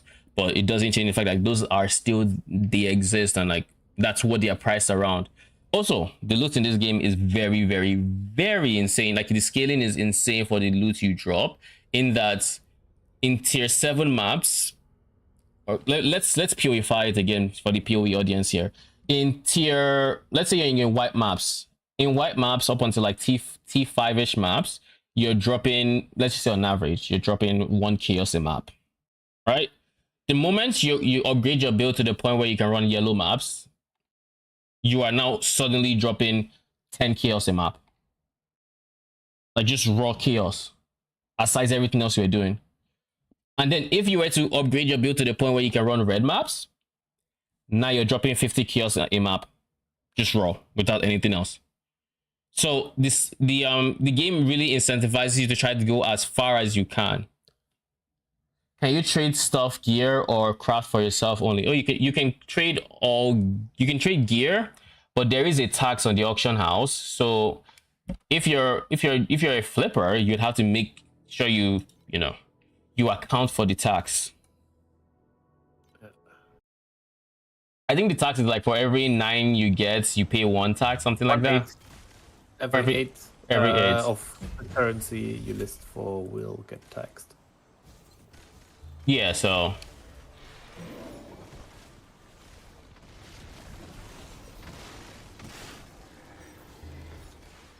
but yeah, you can craft, you can sell your old gear, you can do all of that.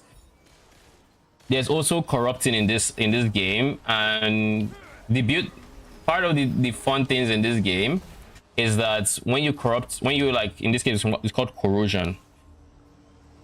When you corrode your gear, you can't fully break it, as far as I know. Worst is just it divine. Yeah, like the worst outcome for you, the breaking outcome in PoE in this game is more so now because you hit this outcome, you can't sell the item. It's still there. You can still use it. It doesn't like, but you just cannot sell it. So the risk of you corroding a unique item you are currently using is quite less, considerably less. I mean, like there's still like, if you rely on a unique, where the actual role of the unique is very relevant. Like there's, I think like when you corrode, there's like you can't reroll. Yeah, that it just basically divines the item, and like that's something you definitely should take.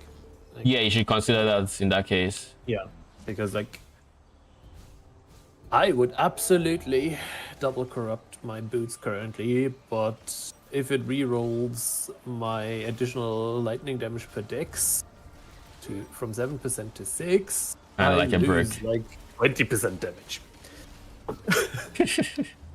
Yeah.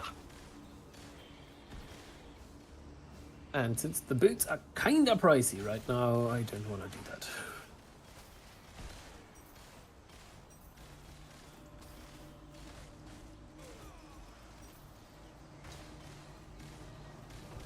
So Rick, is there a play style that you have seen that you want to play? Or is it just like you actually like mind control, but the damage just feels off right now?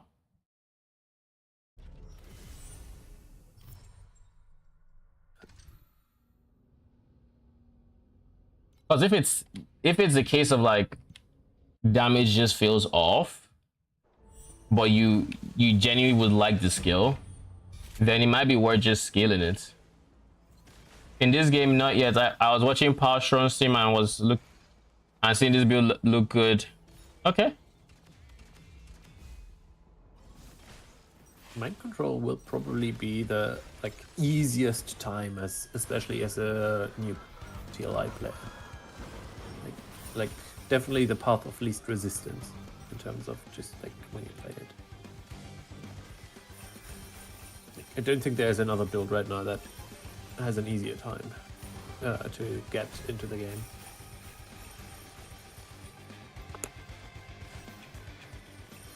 There's something else about the game that is not the most obvious, and I mean, it shouldn't be really an issue if you follow builds that like most creators like, you know, recommend and stuff like that. Is some skills just all skills can skill in this game to a fair degree. However, some skills skill better than others, and if you pick a skill that just doesn't skill well, you can still probably get to clearing all content. Unlike PoE, you can actually scale it to the point where it's clear all content, and it gets insane damage, all of that.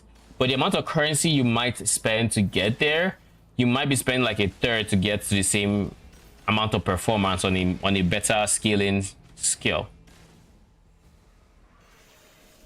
So scaling efficiency is definitely a real thing in this game. However, if you really love a skill and that it's not meta, you can probably still take it far. Just a matter of throwing enough currency at it at some point, but yeah. You know what you should do? Upgrade or switch.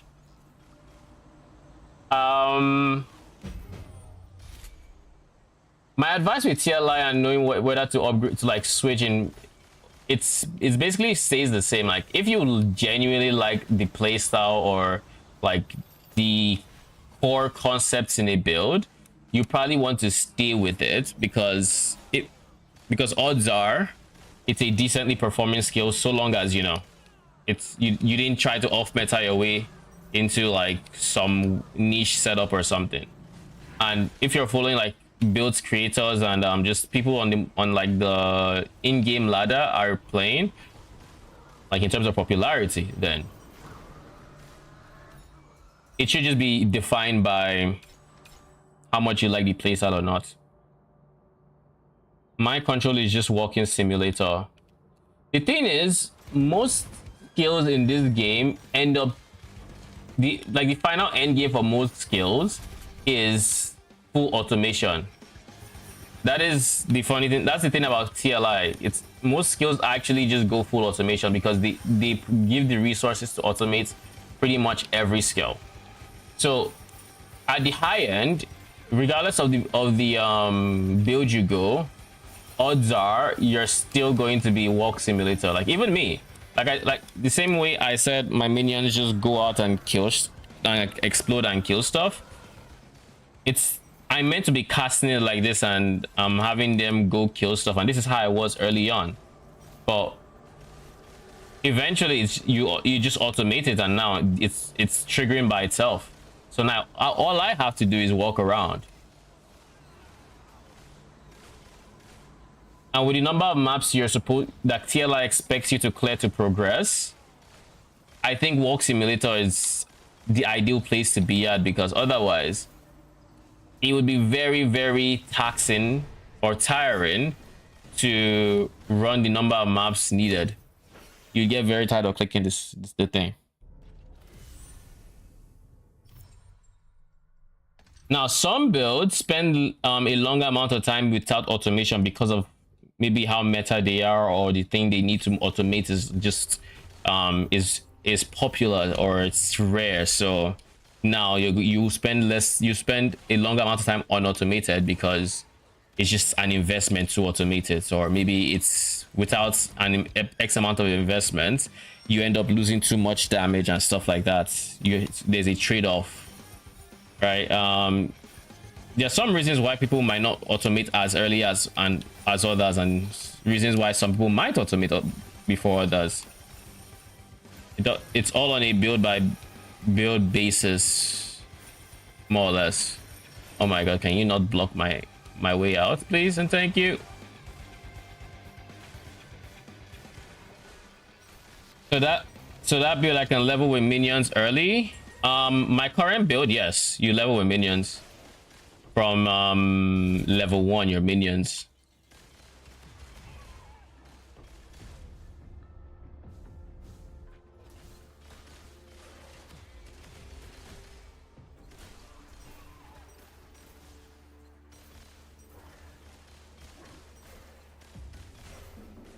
Is this a free-to-play character? Yeah, I do believe he is free.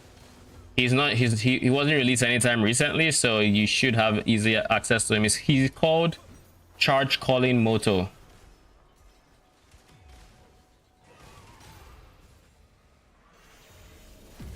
And much like PoE, when you're scaling his minion, when you're scaling minion stuff, it's the same thing where if it doesn't say minion damage or minion this, it probably isn't affecting your minions. So the only thing I'll tell you if you choose to level up a Moto is you're going to do the treasure troves, and in terms of the uniques you're going to be picking up, because I didn't create a planner because I wasn't planning on making a guide for this character. Though that being said, there is, I think Gooba made a guide that you can choose to follow if you so choose. If you go to pro builds, quick build, I think Gooba has a level 1 to 75. Okay, I don't know about this one, Chief.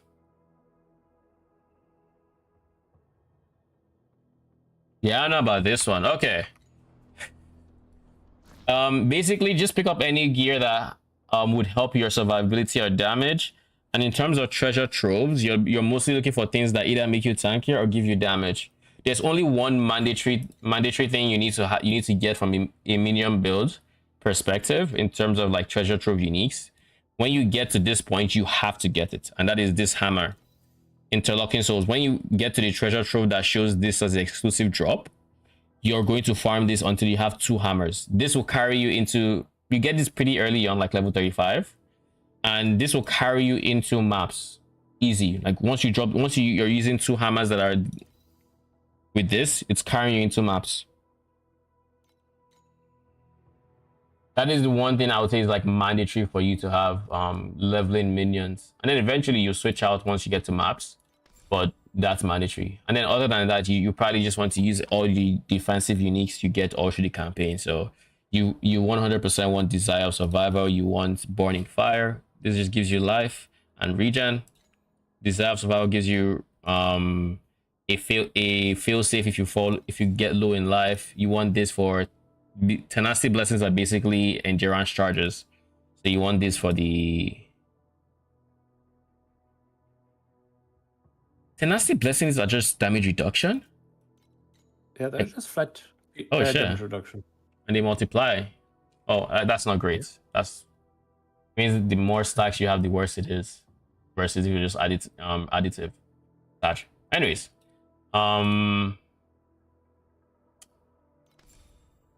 yeah. What about tree?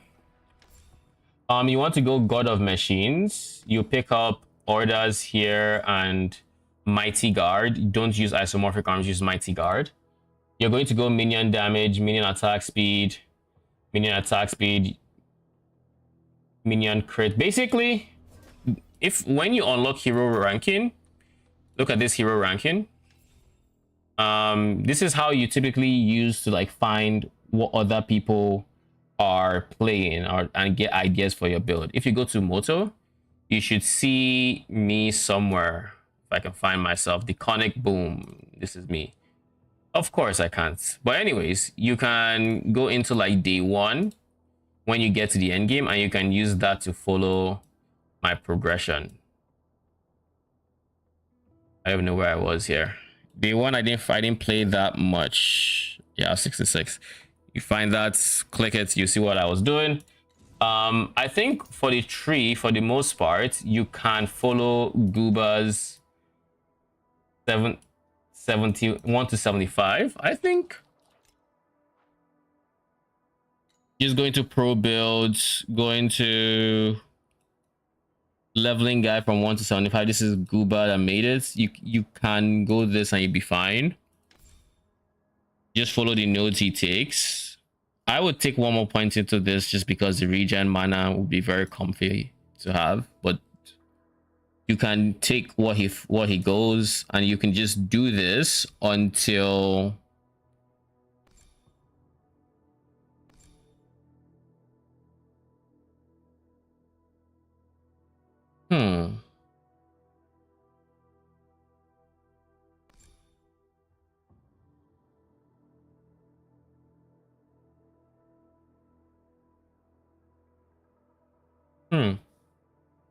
most people, a lot of people would go Lich as the 3rd one versus Steel Vanguard. Either or works.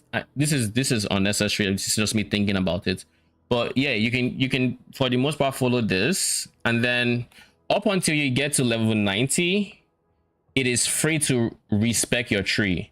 So you can follow this, and then when you get to like 75, 80, you can then start following my progression through like what my tree looked like and whatnot, because it's still free for you to change it at that point. It's a free-to-play game. Might as well play for a week. Yeah, I think it's worth playing for a week. Any character recommendations? Something close to PoE glass cannon chain lightning setup. Chain lightning PoE. So that's arc. Something like arc. Is that what you, or are you mean something else? Roshan, do you have any recommendations for like a chain lightning setup? So a PoE chain lightning into that direction would be something like Erika 2. You start out as a melee. Mia Kitten has a whole setup. Wait, should I link you the spreadsheet and then you can just pass it on? Sure. I'm gonna link it to you real quick. Also, like her videos. So the thing is, you start that out on melee because on melee you just don't really need any gear. And I think she outlines like what you need to swap to a spellburst setup under the build code section. That takes like a little bit of investment, but not that much. Like I don't know, like maybe 50 FE you can swap over from melee, like from Thunder Spike over to Spellburst. This is the spreadsheet? Yeah, and then you start out Thunderbolt Overload. That is it is a little bit like Spark. Then you could follow along with like what she does. The thing is, she goes Chain Lightning later on because she prefers the skill mechanically, and Chain Lightning is really cool. The thing is, Chain Lightning is a massive damage loss initially. So, like, an actual Chain Lightning build by itself right now is probably quite difficult to scale properly. But if you just want to like blow up the screen with lightning, Erika 2 is probably like one of the better ways to do it. And let me show you what the gameplay actually looks like. I mean, she has videos on that, I think, on her YouTube. Yeah, I would think so. She has like progression updates and so on. And Yeah, this is our Erika 2 starter guide. So if you want to see what it actually would play like, that'd be this. Hello, YouTube. In the end game. Hello. She has an MTX See for your it though, update so video it for looks day 5 now. weird. Yeah. Well, Another technically, thing it's I just could a short think of, day like, the 6. thing is, like, actually, like, It chain became day lightning is 6 kind like of 2 hours difficult. ago. The thing is, like, this is just like lightning all over the screen. Quite fast. Goes into deck stacking basically at some point. Another alternative, I think. Let's look into that. Was from Minmax ARPG. I think he made a Carino 2 Ice Lance.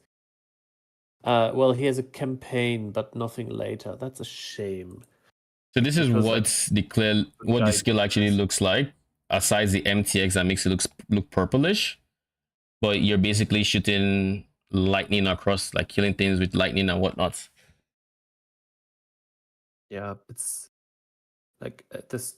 Yeah, like again, like initially you play Thunder Spike, like to compare it, basically, like you would be playing like a melee lightning build, like kind of like basically like you're playing Lightning Strike until you're like fairly established in like T16s and have a bit more currency, like say like 5 divs in PoE terms, and then you swap over. It's kind of like that.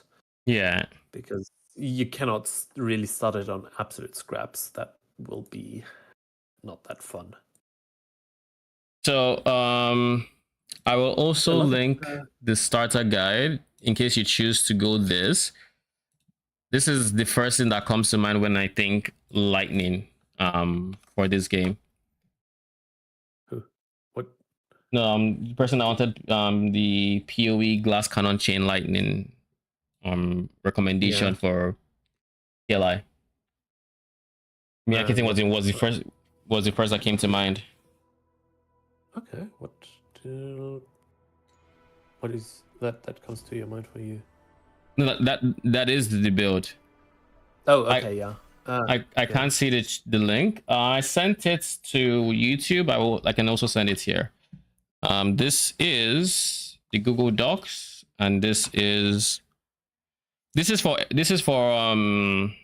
the lightning one, by the way, not for the minions. So if the chain lightning is what you're looking for, then Miyake is a great resource for that.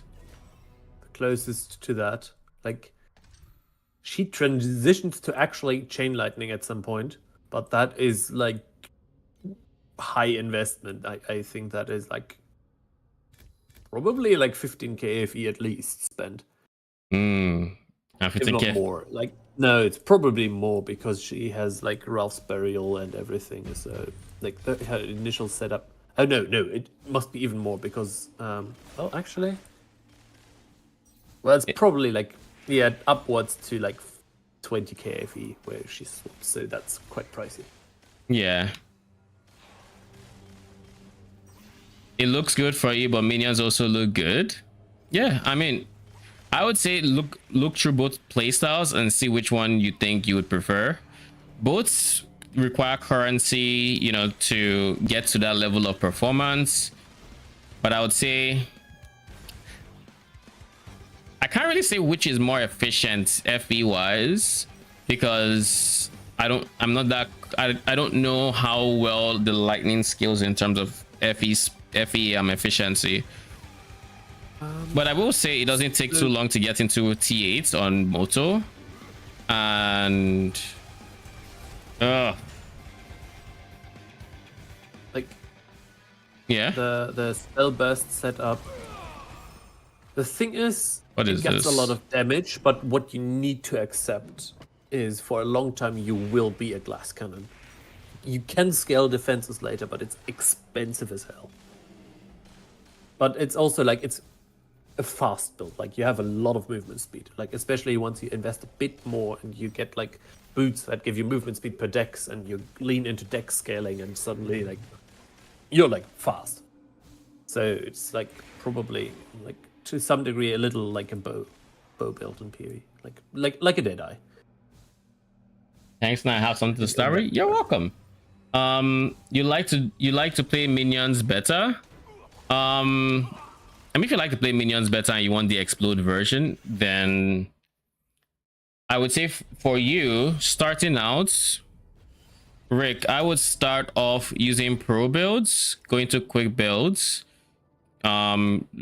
You find this leveling guide, you follow the tree. The tree should be close enough to mine. I think there's some differences that I would personally change, but like it's not anything that should limit your performance all that much, I think. The thing is, I didn't plan on making a build guide, so I wasn't like keep making snapshots of my character is the only thing. So like I don't have snapshot of my character like different investment levels, which in hindsight I probably should have, just to be able to better guide people, right? If anyone were interested. But that being said, if you follow that, that should get you to level 75 on like tree wise. And in terms of past level 75, it's very straightforward. And at that point, I mean, I am knowledgeable in the setup, so you have a great resource in me because I stream every day except Sunday. Thank you for the follow, appreciate it. I stream every day, and I'm more than happy to answer any questions. And if you want to ask questions when I'm not streaming, there's always my Discord. Let me just make sure my Twitch Discord link is actually working. Just let me find out, because it's been a while since I think I checked this. It might be expired.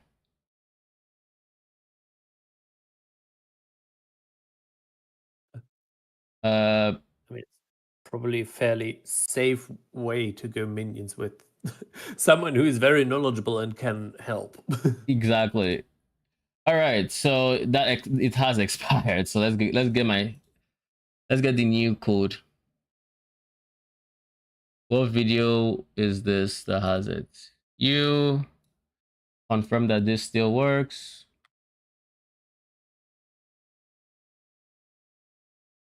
Yeah, it does. All right.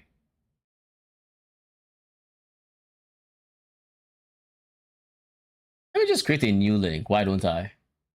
Just to make sure nothing is expiring.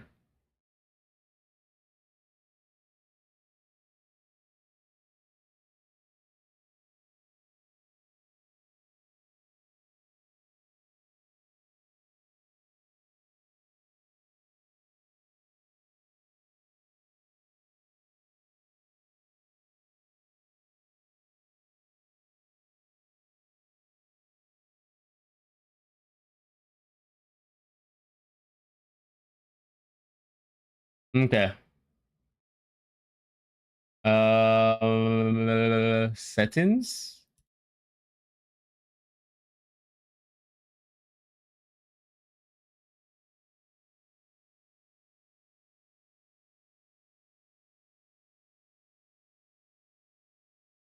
Okay, so that is up to date, but the banner is not, is what that means.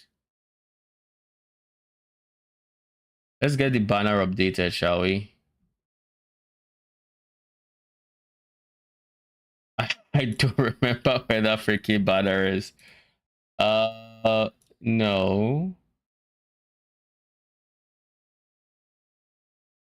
No.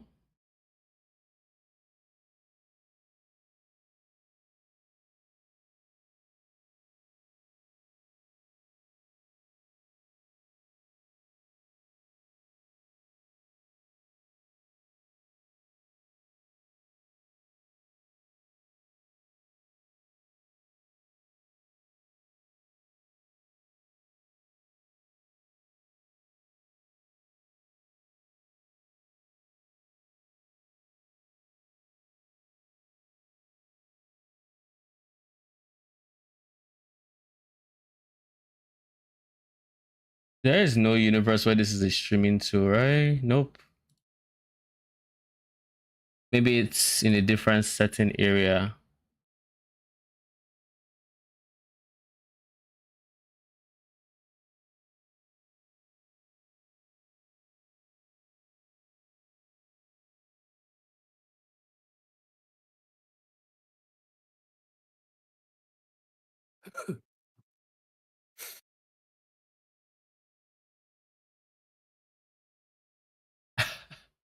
I can't find this. Oh wait, do I have to actually go to my channel? That might be it. That might actually be it. Going to my about section, and there it is. Which is such a maze sometimes. But that's not it. Edit panels, that's the one. Okay.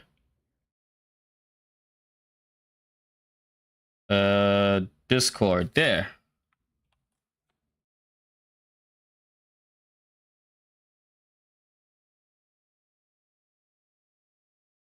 Did not save. Why did you not save?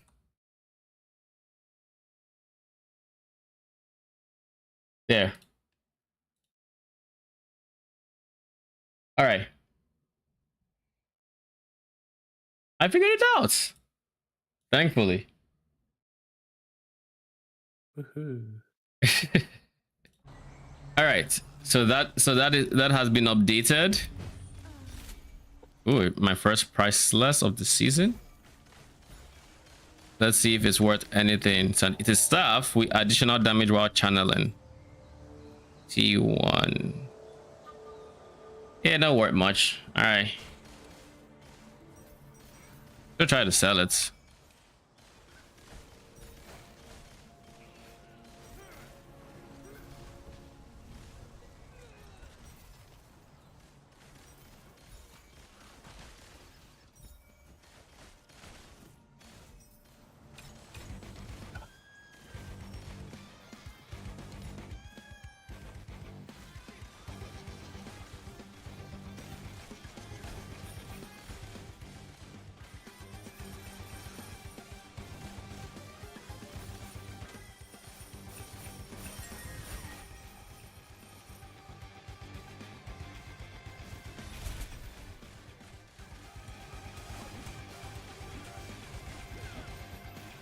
I think in 8-1s, I would like a bit more God of War duration if possible, but I don't have the points for it.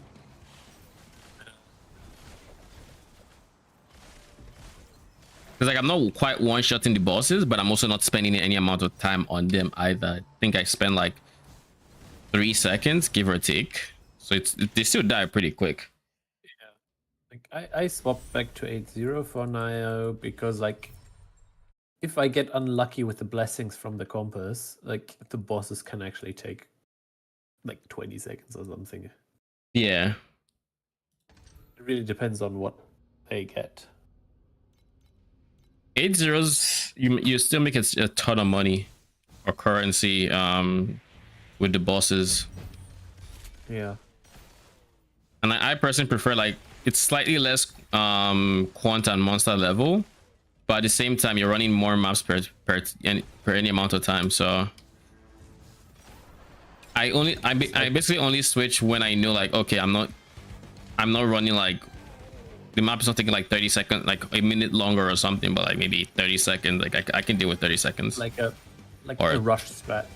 Yeah, exactly. If you are spending a little bit more, and also especially if you intend to do the league mechanic, like doing it on 8-1 or like even 8-2 is so worth it because I think like the monster level also most likely makes a significant difference in terms of loot. I agree. I think it makes a big difference. Because like just the fact like how often like how frequently you drop like 20 like stacks of 20 FE. So it's like in 8-0 very rare. In 8-1s somewhat frequent.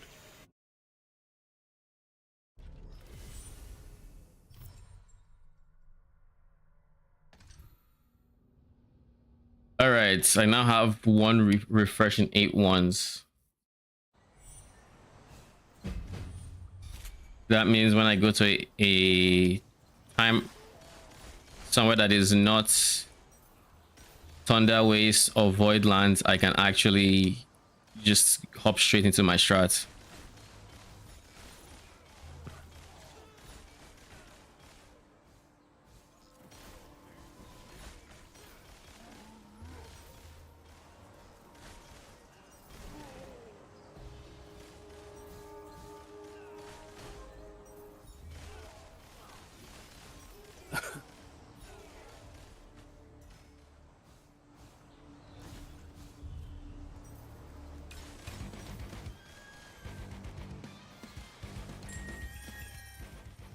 Give me that tier 10. Thank you very much.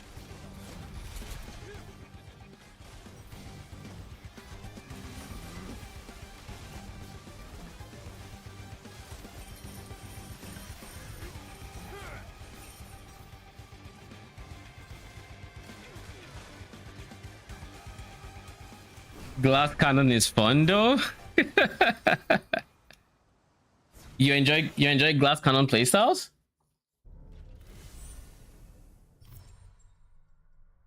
I myself I'm a tanky build enjoyer.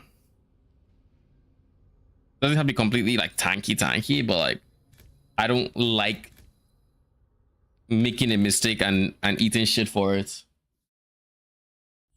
Like I want to make a mistake and not quite eat shit yet. Like give me a bit of grace. Like maybe I can eat one thing and then die the next time. But that being said, Torchlight is a very glass cannon-y game in its current iteration. Like I think I'm on the tankier side compared to like other builds, and there are still many things that just straight up one shot me. Like boss, the damage of like boss abilities and whatnot is they aren't really, it doesn't feel like they're designed so you can eat them at when you're at the appropriate level, but rather when you've gone past that and you've gotten tankier for like tougher content than them, then you can maybe come back and tank them. Like it feels like their damage is designed to just always one shot you when you're doing level like damage appropriate content, if that makes sense. The thing is, I think mainly just like they made the damage requirements so much higher that you need to invest into damage right now and ignore defenses initially. But at some point, like at the latest point in Profound, like not having defenses will catch up with you very quickly in Profound, like very, very quickly. Yeah, defenses go from being optional to being must-haves. Yeah, like yeah. Profound without defenses will feel not fun. Because in Profound, just like a lot of extra like ground effects and so on get added. Like a lot of just like additional bullshit. Yeah, like when you get to, and for context, Profound is the second to highest tier of maps essentially. So it's the Profound tier 8. It's the tier of maps higher than what I'm currently running because I'm at tier 8 currently. And they add a lot more random BS that will hit you in Profound, so your defensive requirements go up because I mean A, it's doing more damage, but B, there's a lot more and you have way less wiggle room to dodge everything that it's being thrown at you. So at some point you just kind of have to tank the shit. So you need to make your character able to tank the shit, otherwise it's a very, very uncomfortable experience.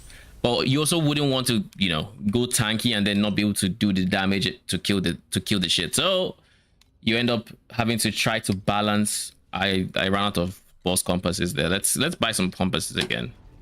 I think in comparison to PoE, like in PoE you can decide to just like go Giga Tank and you will never die. Like you will kill stuff extremely slow, but you will never die. I don't think that is actually possible in TLI.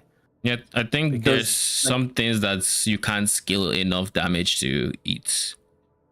Yeah, also like recovery is much more difficult to get than in PoE.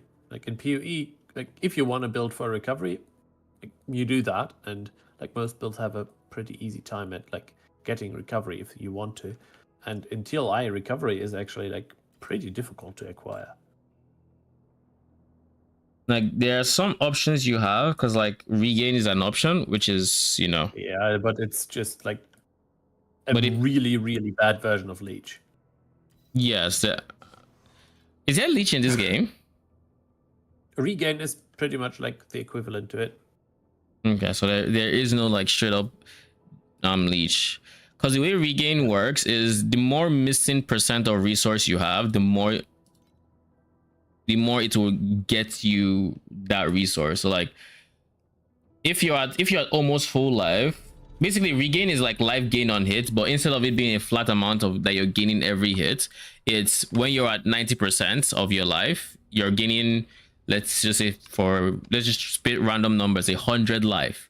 So but when you're at 10% of your life for that same hit, you're going to gain, let's say 300 or 400 life. Like you can get more life the lower you are, and the higher you are, the less life you gain on hits with regain. But also, it has, I think, a built-in cooldown. Yeah, so like there's that like you the can scale. baseline interval is like it can only proc like once half a second. No, you can have like reduced regain interval. Yeah, you like, can scale there it. Are ways to scale that. There are ways like, but yeah, like it's like just like recovery is way worse than in PoE.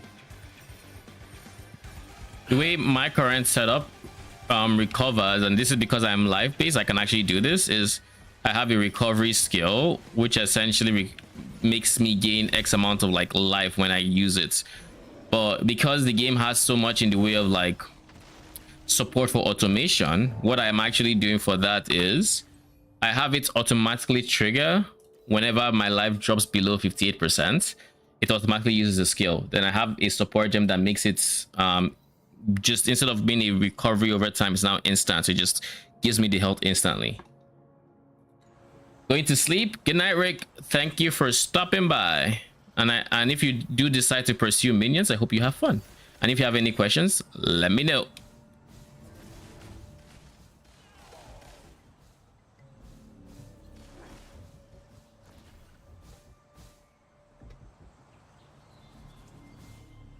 I don't stream on Sunday. I will be alive on Monday. But if you do have questions before then, there's always my Discord. I keep my eyes on it.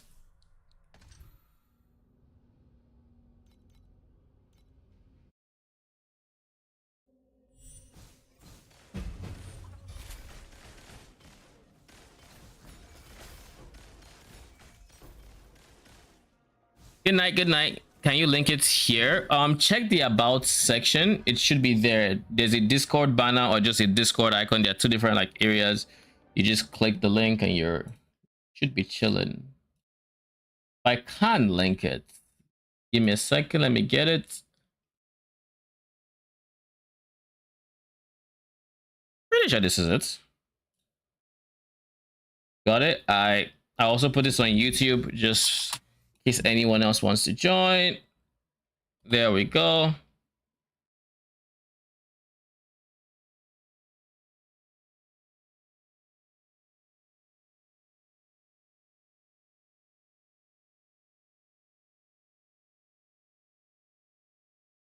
All right.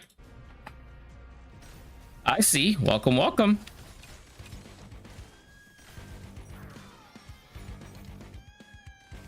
So if you have any questions, do let me know. Good night.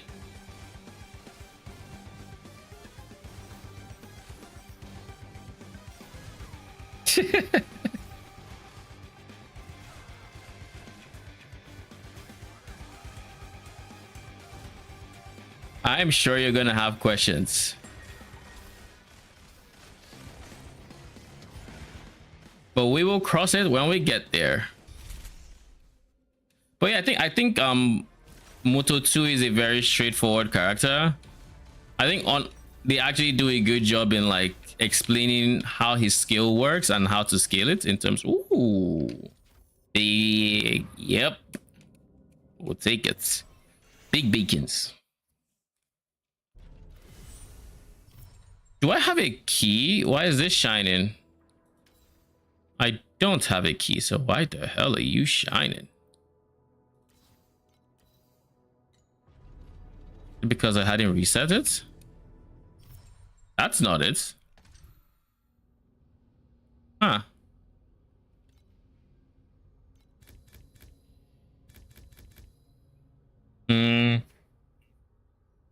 Oh. I did not add the second compass. There we go.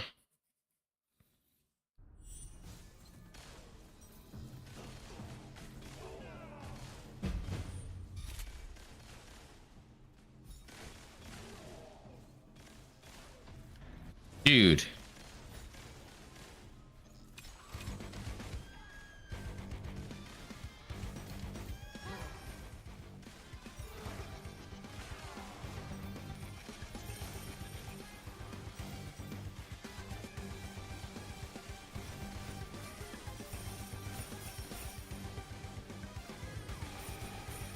This is a God of War Confusion card, so I 100% want to get level 10 if I have a choice. What does it do? It gives you a higher chance of getting attacked. You took out the points from the duration, right? Yep. Yeah, I might actually do that too, because like, I mean, once you hit 10, yeah, like you have like barely any duration anyway, but like before that, I have way too much duration left over.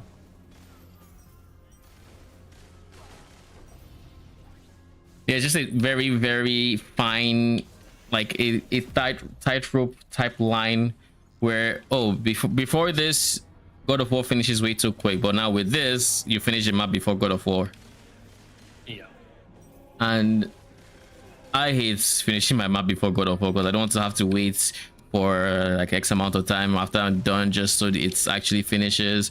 And I also don't want to I don't want it to finish too early either, because losing that speed is just, it just feels like ass. Yeah, I mean, you don't really have much movement speed, so yeah, I guess. Yeah, my ascendancy is taking away my movement speed. Moto, why did they do you like this? The price of automation is minus move speed. They did you dirty, Moto. They did you dirty.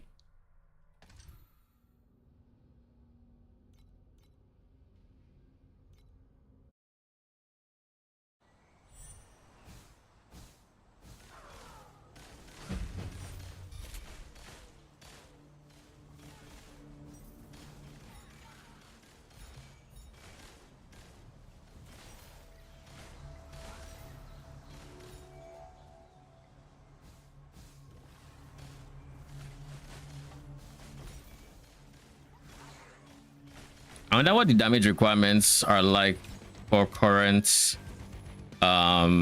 profound.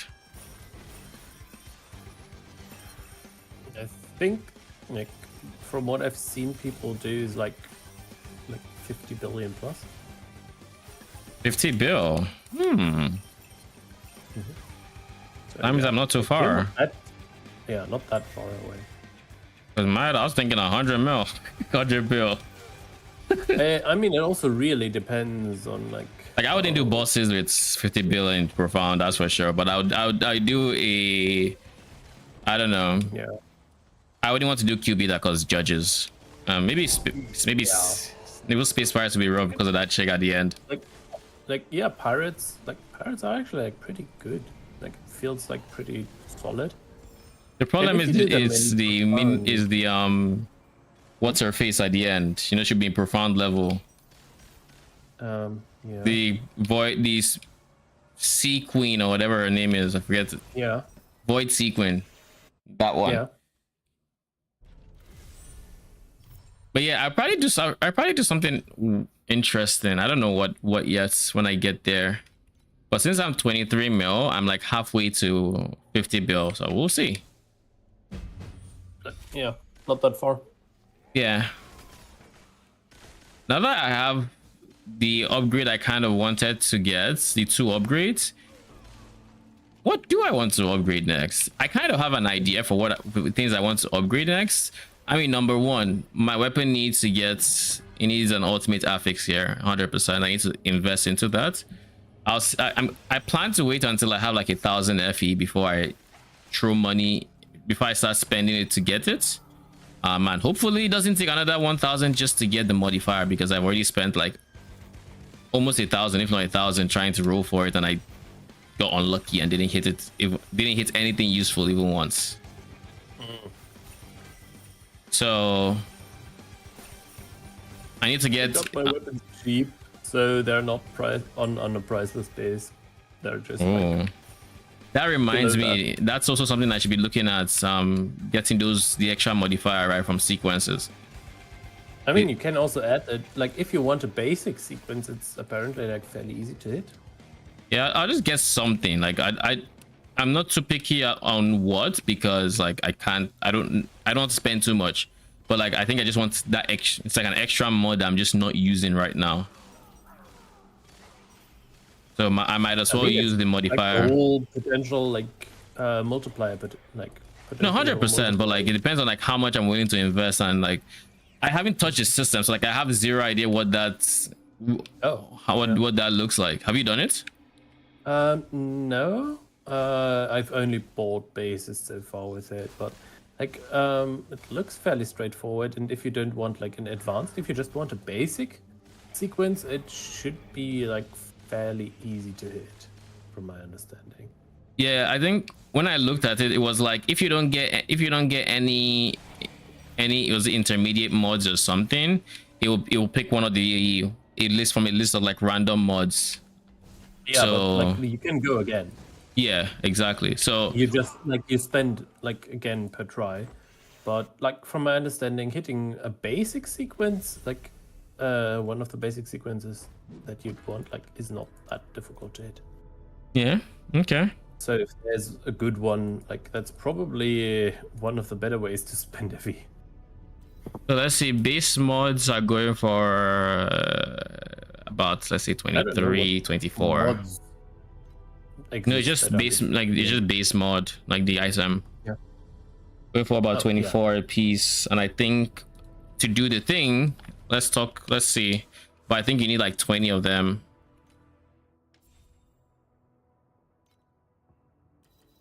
You need 10 for a regular one. I think you need 20 for a two-handed. So I'll need 20 of them. So that is going to be 480 FE on average.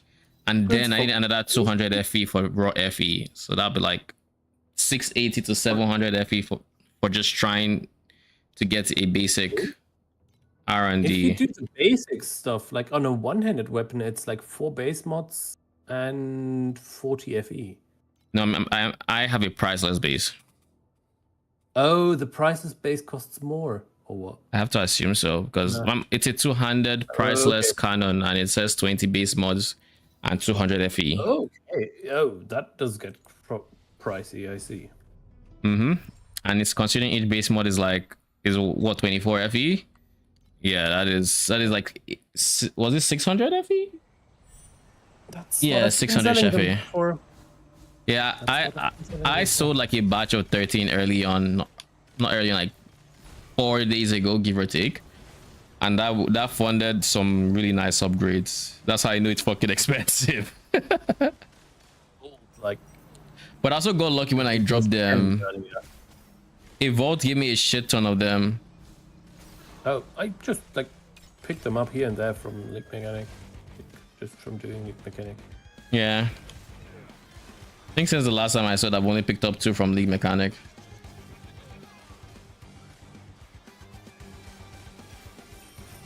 Honestly, I'm not too fond of the vault. Like, okay, get a big loot explosion at the end, but that's about it. Like, not really my cup of tea. Like, it just, my problem with my gripe with the vault is like it just feels meh, in the form of like you're not making any decisions, because every vault, it's like every vault has the same reward. So like you're just going from vault to vault, literally just activating the season mechanic over and over again.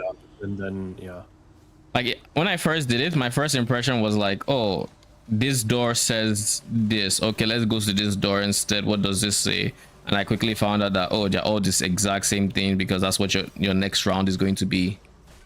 So the door doesn't matter. It's just, yeah, just do the next one.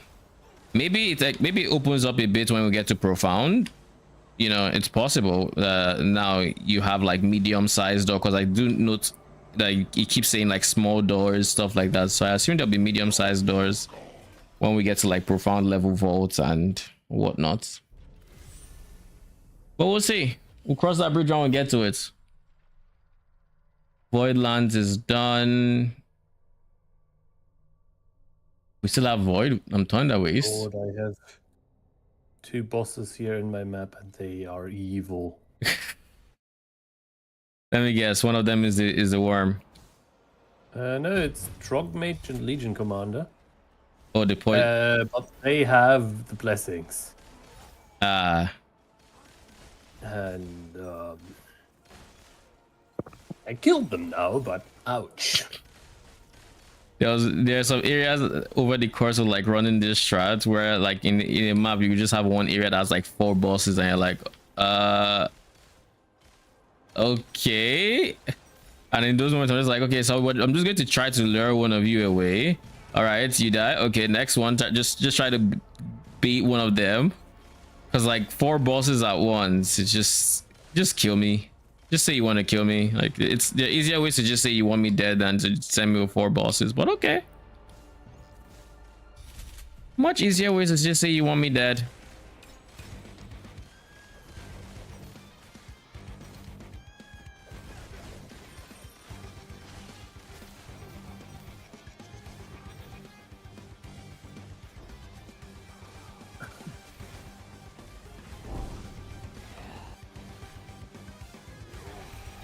But I think I will actually also look into potentially mega scaling for defensives. In the form of redirecting damage. Yeah, that, and also like some of them, like they can give like some pretty good buffs. You will like Frost Magi, that's for sure. Oh, the region one, yeah. Yeah. Like, I mean, right now I'm using a Thunder because like it's additional damage. Yeah, attack cast speed, right? Yeah, attack cast speed and additional damage. The cast speed, like with self cast, the cast speed is actually like not really doing that much. Because my like I charge my spell burst faster than the cast speed of my skill. Okay. It's much more relevant once you automate it. But yeah. But yeah, Thunder Magus, I mean, it's 7.5% additional damage for me right now. And, well, yeah, 6% additional attack and cast speed. I think it's funny that in the most meta Spirit Magi build, you don't actually care about their origin. Because you don't, like, additional damage does nothing for a minion build. No, attack cast speed, same thing. You don't, it's like you don't care about it. But like the ones that you do care about are the off meta ones.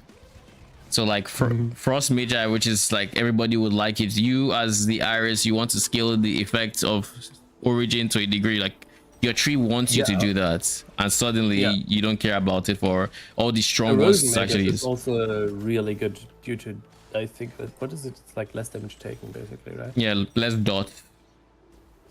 Erosion is less dots, stone is less hits, and frost is regen. Yeah. So those are like 3 different like really good magi to use. I mean, like the Fire Magus is also really good because it just gives a boatload of crit. Yeah, and it's also good if you were scaling it, because you would go Warden's Breastplate and give it the crits you're getting from it.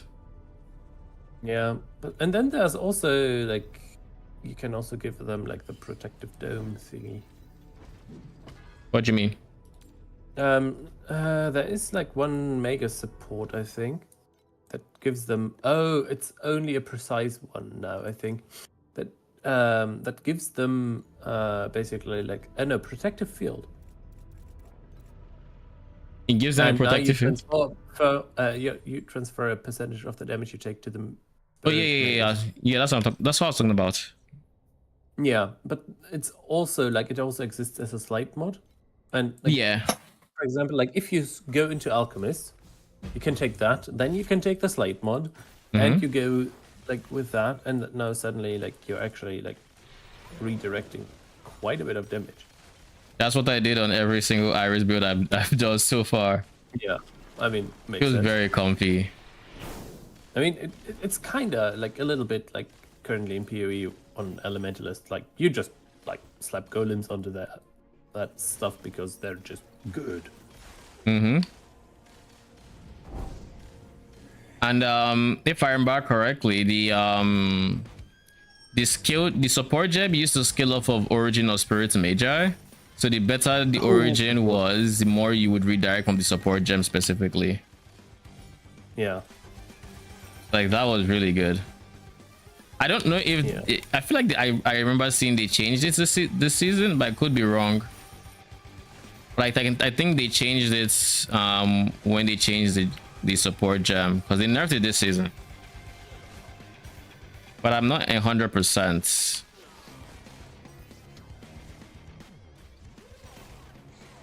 The amount of thunder or lightning I am facing with the Thunder Waste Watcher just running his maps. Dude don't care about me.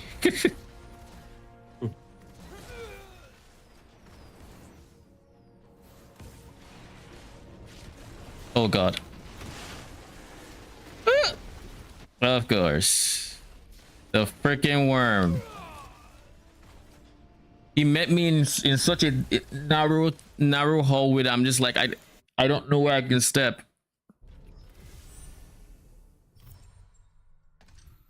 I hate that worm so much.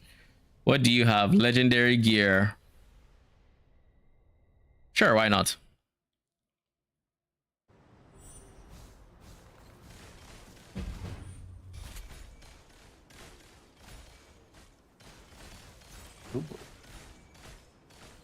Ooh, a bounty.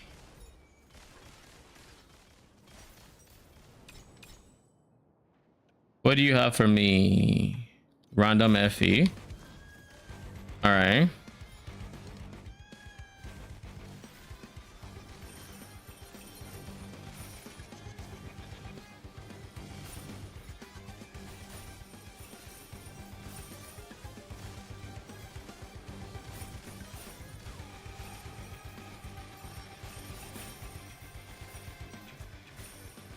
Oh, boy.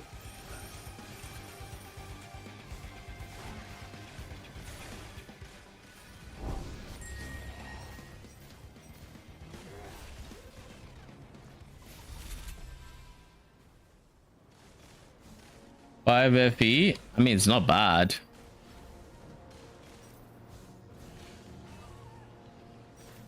Not bad, not amazing, just okay. Mm-hmm. Ooh.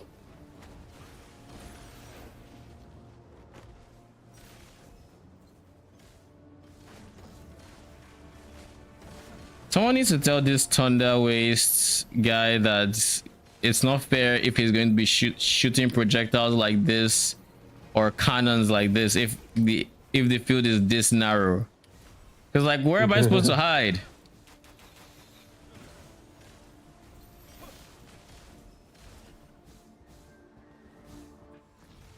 Because he literally has a lightning attack that goes in like I want to say hexagon, like in 6 to 8 like different directions, and like it's fine in like open layouts, but when you're in a hallway, if that line just happens to line up with the hallway, what are you gonna do?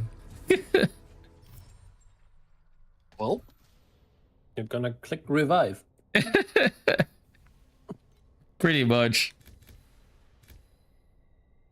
Minus early res when you receive damage. How about no? Thank you very much. Yeah, I also skipped that one right now. I mean, I'm still at like sub 10% XP and I don't expect to level. But yeah. It's like, don't you think it's when I take damage I would need that resistance the most? Just food for thoughts, you know? I think that's when I need the resistance the most. Mm.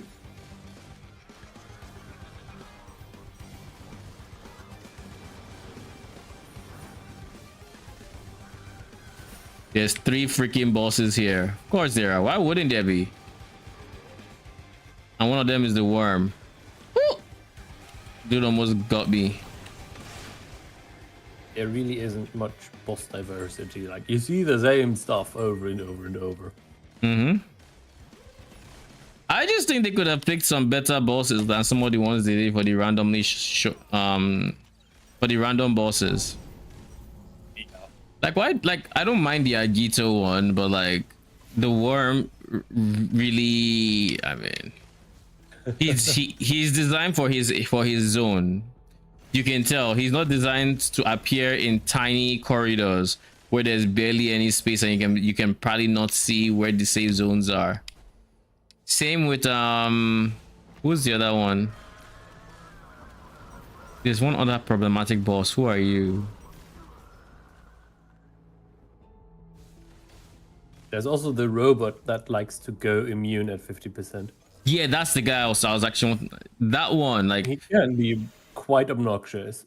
why are you adding a boss that has a force phase into my map? Like why do I have to do it, get him to 50 and then now he's just not taking damage?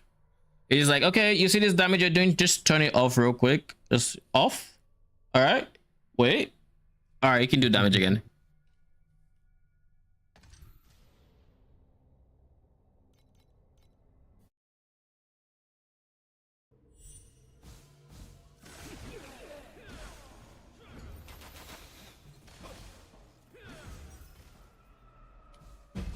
Getting a bonus truck. But I have gotten very good at a lot of these guys' mechanics. After many deaths, you learn a thing or two. I don't get much chance because like I am everything but not tanky. Yeah, I can't even imagine how I that. mess something up or get hit randomly, I'm just instantly dead. No Yeah, chance to learn. I mean, it's still kind of similar, but the big difference is like I can live through the burning ground for a decent amount of time. So like it's I can't. like that one would piss me off if I couldn't like I'd get very frustrated. It can take probably like one tick, but like it cannot stay in there like half a second or something. Like, yeah, one tick. And then instantly they can just follow.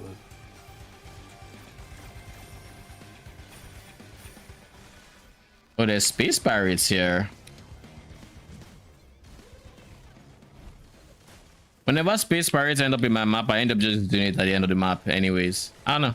Yeah. I really like the mechanic. Yeah. And the fact that it doesn't even need the tree for it to be profitable, because once you get to the final boss fights, I mean, you're gonna get a ton of memories and whatnot. Yeah. I mean, once you do them in T8, like you'll get like at least 100 scraps or something like that. So yeah. You know, I always forget that the number of like memories you get scales with tiers. So like whenever I start a season, I make decent money with space bars because that's typically my like league starting strat. And then I get into T8 and my first T8 boss always surprises me because like I just drop a shit ton of memories. I'm like, huh? That I always like on the T7 they are pretty bad. Like they're a bad T7 farm in my opinion. In T8 they're amazing. But the thing is from T1 to T7, you are getting items you can sell for FE in levels where you would typically not get items you can sell for FE. So for example, before I get to T7, I typically have over 10-20 FE in scraps already that I have sold, and I now have currency to like play around with the market. Whereas if I wasn't going space pirates, I just have shitty drops, period. But because space pirates doesn't actually care as much for the tier, it's going to give you the things that you can disenchant, you end up making money. There's a point where your clear gets to in like T7 where you're better off with other things, but like that's like mid T7s. But like when you're first getting into T7s and before that, you're making a decent amount of money from it compared to like your other options.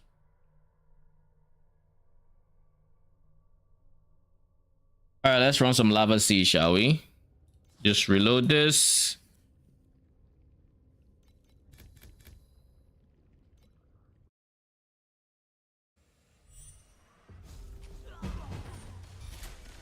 This is a good map. Got 8 beacons already. Oh shit. The same map? Yeah. Nice. And from no like special packs, just look through at the map. Total of 8 beacons there.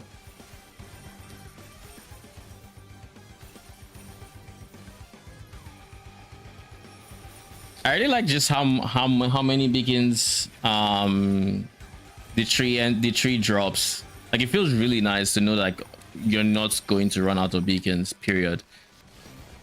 Yeah. And if you're doing it without compasses, then you literally have 0 input costs and everything is profits. I mean the compasses do make a big difference. Like you having the guaranteed bosses just means now you're guaranteed to have like some resonance gain, some winding keys. Like you just baseline loots just goes up by a decent amount.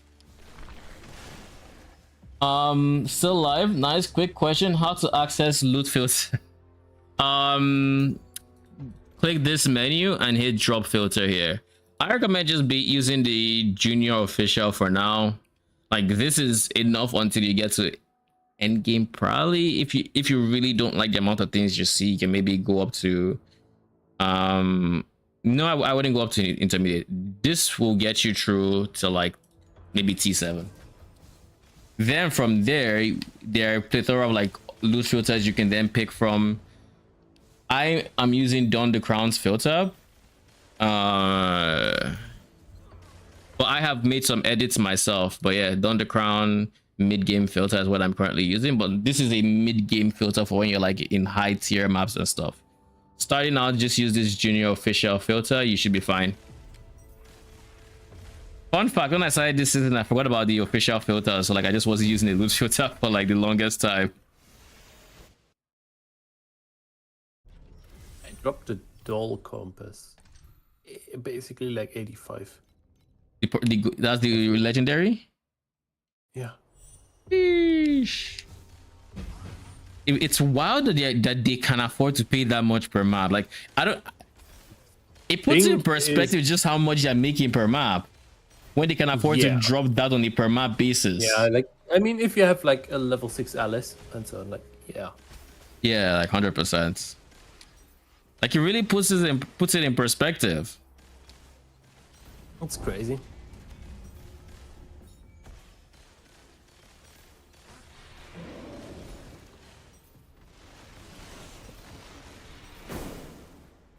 Of course you poop projectiles at me, because why wouldn't you?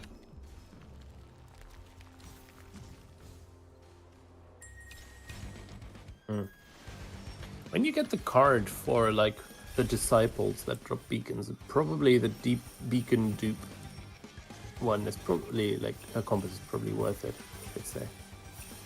Yeah, 100. It should be. Like because those guys just poop our maps. Yeah. Now that you mentioned it, I will probably start doing it for those maps. Yeah. I mean, like you're not getting that like super frequently, but like from time to time. Yeah, exactly.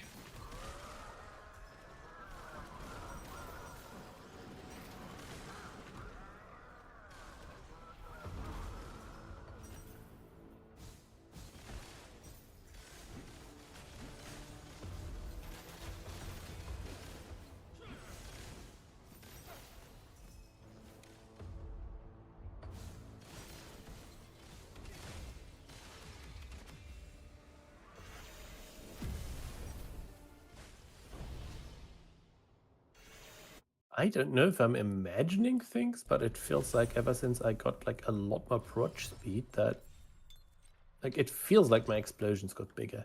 Like maybe it's just going further away. Yeah, maybe it's traveling more. I'm not entirely sure, but yeah. I mean, the thing is, I actually noticed it even more in like closed layouts.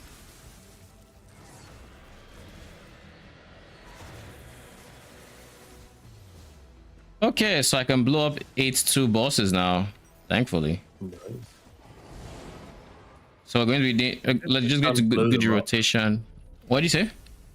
I definitely can't blow them up. Like I can kill them, most of them. what is it? Steelforge and Thunder Waste. Like those give me trouble. I haven't killed them yet on 8 too. In Steelforge we trust. Dude is so obnoxious.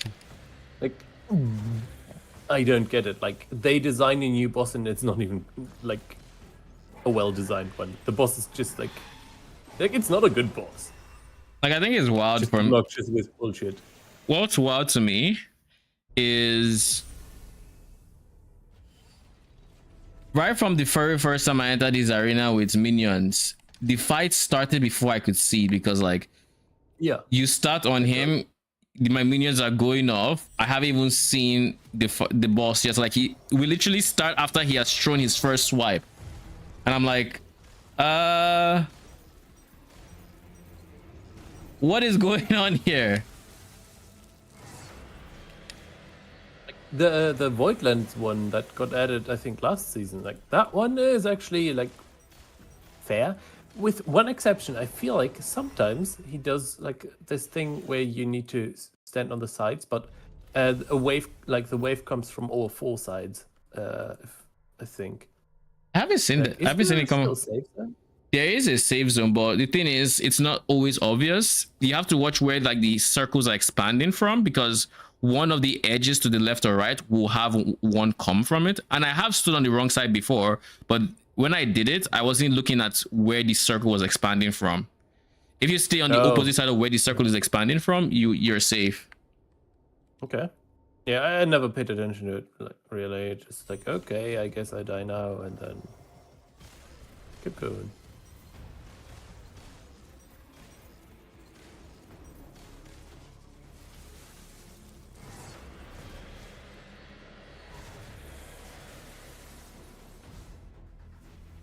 And now you die. Ooh, that's a decent amount of FE. Thank you very much. All right. Yeah. You said like you used Don the Crown's filter, but you edited it. Like, I do something similar, but like what I encounter very often, if I want to edit a filter from someone else, or even when I create one myself, in a rule, when I want to like tick or untick a specific thing, like it just doesn't work. You have to hit edit before you start trying to. Yeah. Oh my god! Can I move? After hitting edit, like I just like cannot actually like select or unselect item stuff. No, you have to edit twice. Like I'll share my screen. I'll share. Let's just do this real quick. So like with, let me know you're looking. Yeah. So like with this one, edits, let's say item, you can technically do this, but you won't be able to make any changes because you have to hit edit again. Oh my god. Yeah, and then here you can now do that. Oh, that explains everything. Okay. Yeah, you have to hit edit twice. Why did they do that? Okay, but I don't know. And they made it so the UI when you go in there is the exact same if you click edit or not. So you actually have no idea until you try to click something. It's like really unintuitive. Oh my god. Okay. That makes stuff a lot easier, actually. Because like the same thing, of course, has happened to me multiple times. So now I'm actually probably gonna steal a filter from someone else who has nice tink signs and change a couple things. Oh, heads up. When you go into the filter after making changes, it will tell you that you have update. This is not because there's actually an update, but because the version you have has differences from the version that's online. They don't care about if you were the one that made the changes or anything, or if he has. No, that's none of that matters. It is, there's changes there. It's not the same, so you can update it. And if you update it, it downloads a new filter and then applies it. I know, it like completely kills your changes. Yeah, so I mean, and eventually you have to delete all the old filters. So basically, I have muted all the updates because they are not actual updates. Yeah. It's just changes I've made. Last updated as well is the last time you updated the filter, not necessarily last time the person updated their filter. Yeah.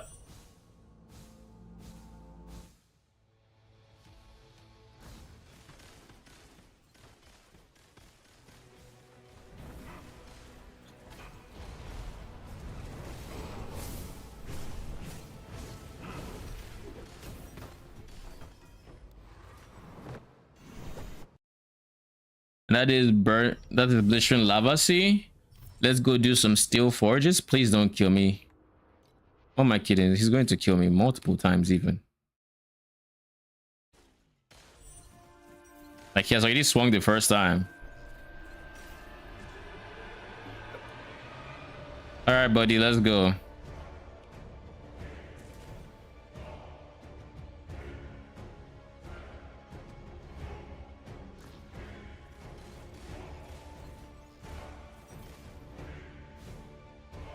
Oh god, I am dead. I am so dead.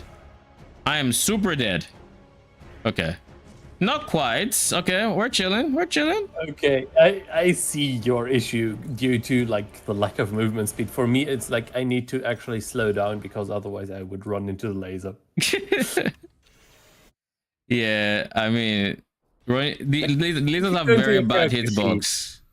Like if you go into your character sheet, how much movement speed do you have? I think it's others 60%. Okay, I see. Yeah. How much do you have? 139. 139 right now. Ah. And I also use blurry steps. Oh, so you get burst of. Okay.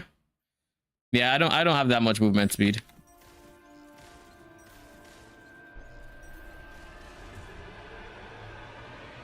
Oh, we're chilling here. I mean, to some degree, I also like get DPS scaling through movement speed because of num effect.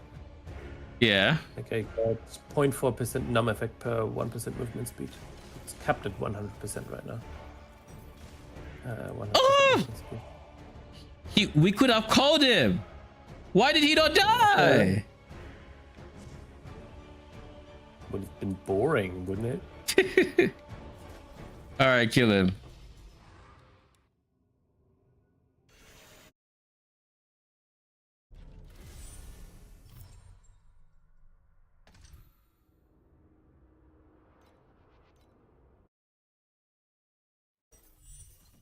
It's the fact that the game actually loads after he's had his first swing. Yeah. Like, can you imagine if that would actually kill me? Like, if it wasn't like you stand still and you take no damage, that would have been very messed up.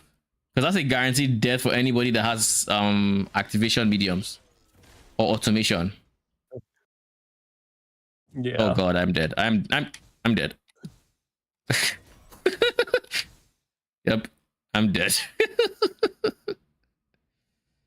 Mr. Red Skill. Well-designed boss.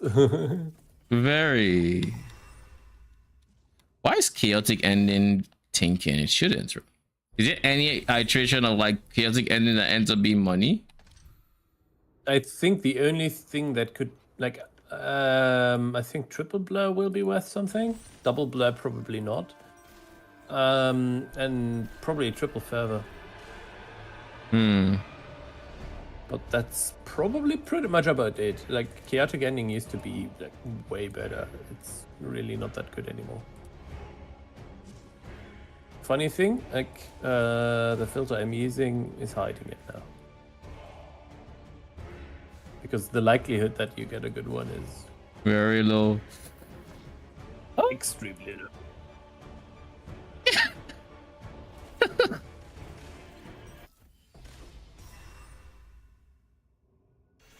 I have yet to see a good chaotic ending. That's why I was asking, because I have never seen one. Yeah, like I found a double blur one last season, and that is like was like it's kind of great for like Carina to Icelands on a super budget. That's like great 5 FE ring, but that's about it. Yeah. Oh god, why are you so quick? It's impossible to avoid actually. Like, unless you're using blink, you just can't avoid the ones that decide to, you know, take a lesson in F1 track movement, and then you just die. It does a shit ton of physical damage. Does it do elemental damage? Because I have fist taking us, so I always see elemental, but I don't know if baseline it has elemental portions to its damage. Do you know? I have no clue. I usually don't check this out, like the numbers or whatever, like because in a lot of things, like when you get hit with random stuff, this game feels a lot more unfair than PoE in that regard. So I just don't care. I just go, okay, next. Yeah, most times I don't read it. Because But there's also like usually pretty much like no way to really avoid damage.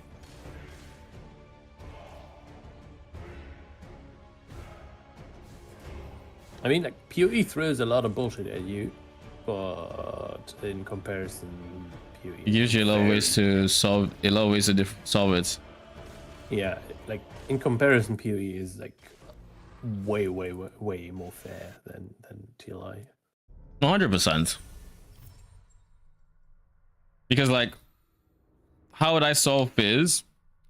I'd have to use like slates to solve it, or if I wasn't using slates, I'd be using some nightmare affix or something to convert, or scale armor. Like for me, right, my current build, I think I'm going to scale armor. That is my current plan.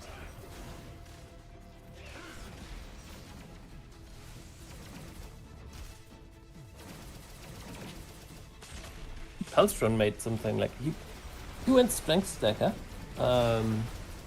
with like an Einar jar setup, but really cool. And he also, like, I think through gloves, like sentries. Yeah. Like sentry gloves, I think. He scales armor too. Let's see, what is it? It was really interesting. Blade Dancer's Edge, I think. Yeah. It's it's like 5% armor effective rate for non-physical damage for every nearby sentry within 10 meters. He's not sentry build, but he can. Yeah, and he is a sentry build. Oh, so, he is, okay. Yeah. Like, and the gloves also give like tracking distance for sentries, +1 max sentry, damage per sentry. So it's like really cool. Like there are like there's other stuff you could go for way more damage, but this stuff, like, I think he had like 50k armor or something like that, and with that much like armor effectiveness for non-physical, like, that is really strong. I don't know where I'd get armor effectiveness, because like I want to go armor stacking on like at some point, just because I've always enjoyed the simple fact that in TLI armor actually affects elemental damage. Yeah, I think the last time I actually had like armor on a character in TLI, like actually scaled a bunch of armor, was in Clockwork Ballet on my Rosa. Yeah, it's just, I mean, low life has been the meta for so long because of the extra aura, right? Yeah, and it just feels nice. That was that too, but like you just like, since it was also like you were also like aura scaling a lot. Yeah. So it was just like really worth it. I wonder if there's ever a universe where you can get 50% auras in your links in TLI without life scaling. Yeah, I mean, yeah, you need to put someone life. Yeah, but we have so much compensation now that who knows? It could, because like I have 50% of my mana already and I have nothing on my gear. So maybe if I were to giga stack like compensation, generic compensation everywhere, including candles, get for like energy fortress specifically, as well as generic on my amulets, just like really shove compensation in there. You would invest so much that it's just not worth it anymore. Yeah, that is what I suspect will happen too. It's just like you invest so much into putting that on mana, like all of that could go to someone else, something else, and now like you would have like a much stronger build then by just putting it onto life. Reverse mirror. There's a shield called reverse mirror. Okay. That is such a weird name. Like, mine is reversing the mirror how many times?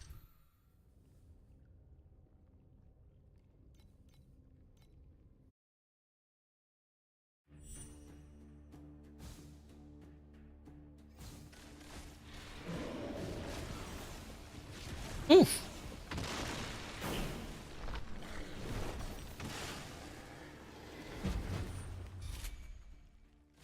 What is slowing me?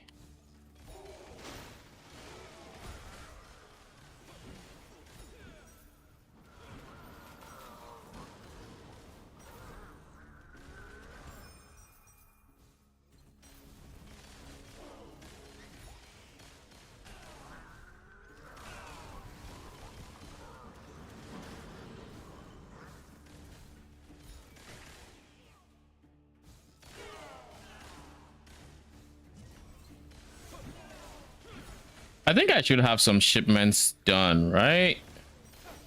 I'll go check my Oasis and see.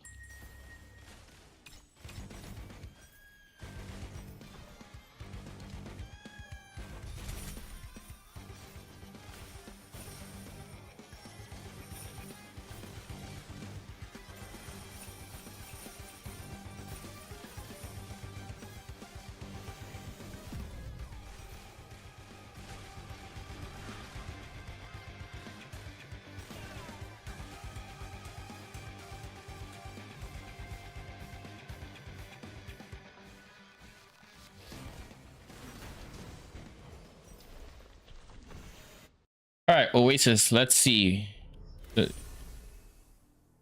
we have anything? Or is the shipment still on its way?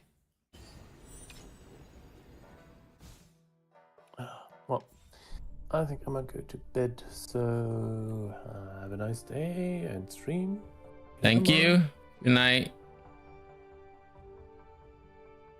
So we have 40 minutes left there. 40 whole minutes. I don't think we're going to be live to see it come back, to be honest, but we'll see. How much currency do I have right now? So many chaotic endings.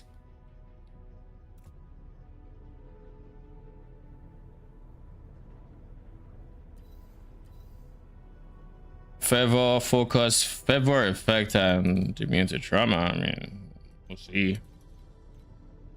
Don't want anything. Agility, focus. Favor rating for non-crits. Armor, and then favor effect. Favor, blur. Blur effect, tenacity blessing, agility. Yeah, they're all kind of just trash. Meanwhile, you, burning flame ring.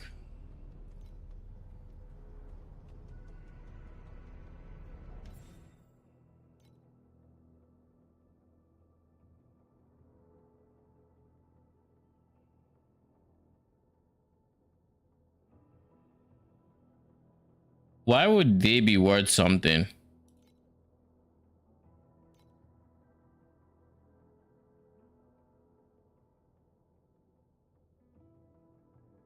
Yeah, like, why would this matter? I think I just destroyed.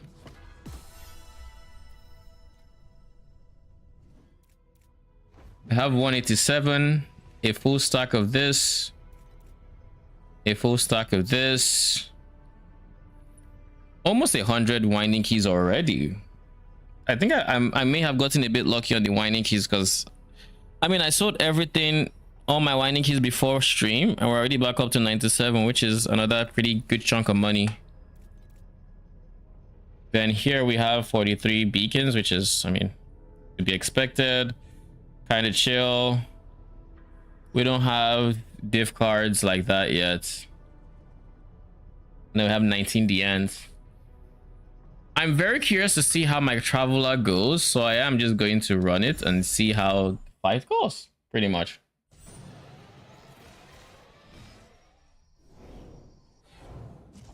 Because I killed traveler with like 1/3 of my current damage. Okay, so you're still killing me, eh?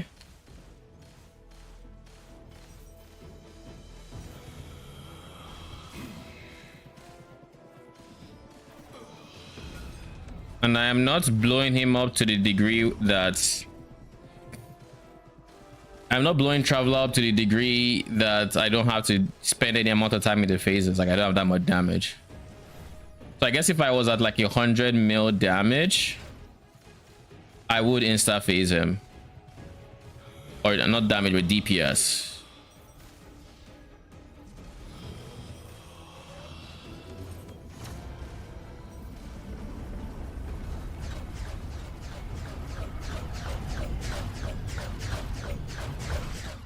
That was skill issue.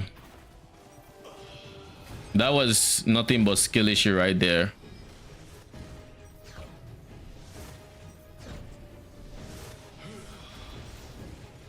Now he's going to launch with that, with his...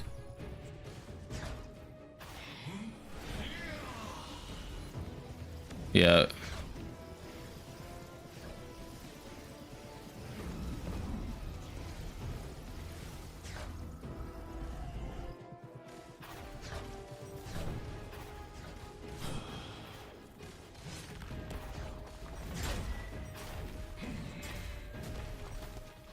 Then he's going to do the same thing again. 1, 2, ooh, 3. And then he's going to do circle spinny again. My dude, can you do the circle spinny? He's not gonna let me kill him until he does the circle spinny.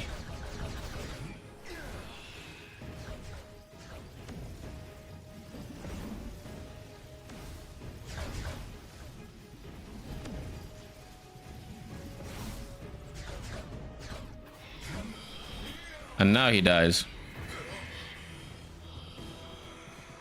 Anything else I should be aware of? Interlocking souls, lol. Interlocking souls can drop here, and I am curious to see if it's going to have. And then it's a trash interlocking souls. Okay. Anyways, he didn't drop anything, except I think he did Echo of the Gods, right?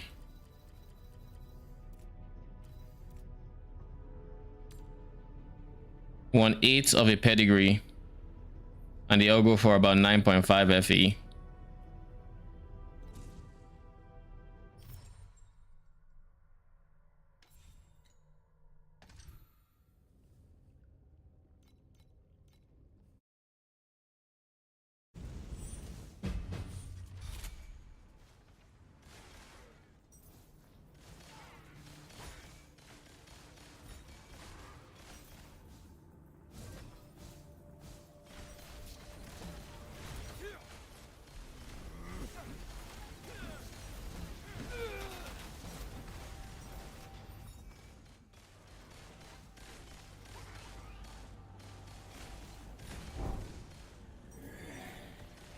All right, Gito. I'm gonna need you to die. Same with you, Sid.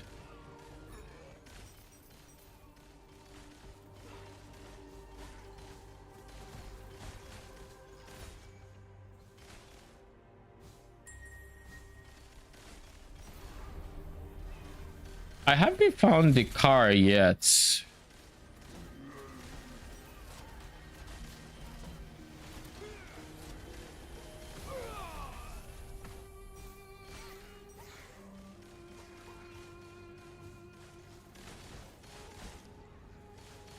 I need to drink water. I'm kind of thirsty.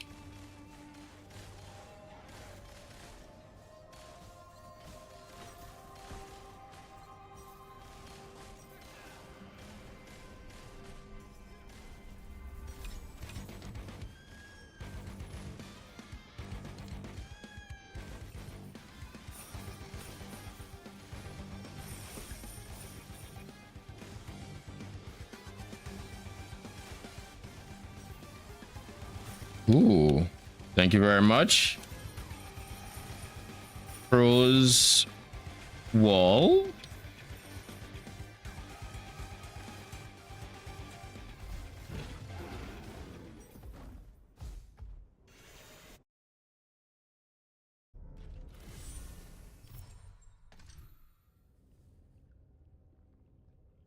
None of these are good.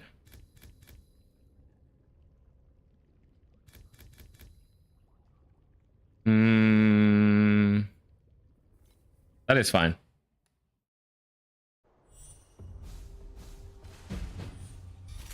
This is, I think, my favorite Blistering Lava Sea layouts. It's the most linear and it just feels nice to run. Now for the season mechanic, I don't think it's probably going to be that good.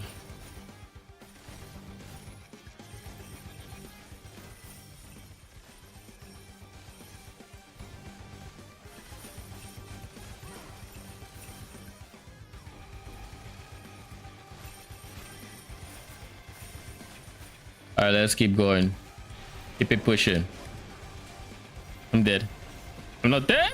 Nah, I knew I was dead. I tried to be hopeful, dude. He left landmines before he died. When did he have the chance to create them?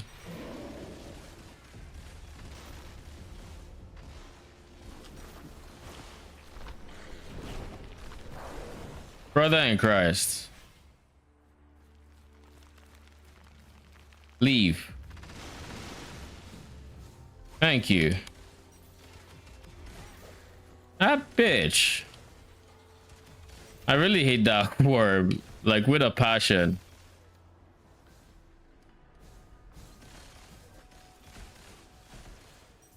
Okay, I got 3 days saved. Time to find real money farm. I am so broke. What have you been farming so far? I have been making some pretty decent currency farming with my current tree. Oasis? Oh shit.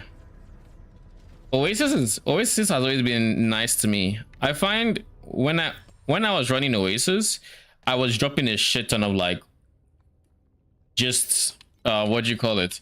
I was dropping a ton of raw FE from the Oasis mobs in themselves. It almost felt like they had a quant multiplier or something. Like the Oasis mobs themselves, they and season mechanic were giving me a pretty stable source of FE when I was farming that. But if you want my tree, I think actually there's so many build codes that you probably wouldn't know which one it is in the chat. If you're curious as to what I am farming, or you'd like to try this,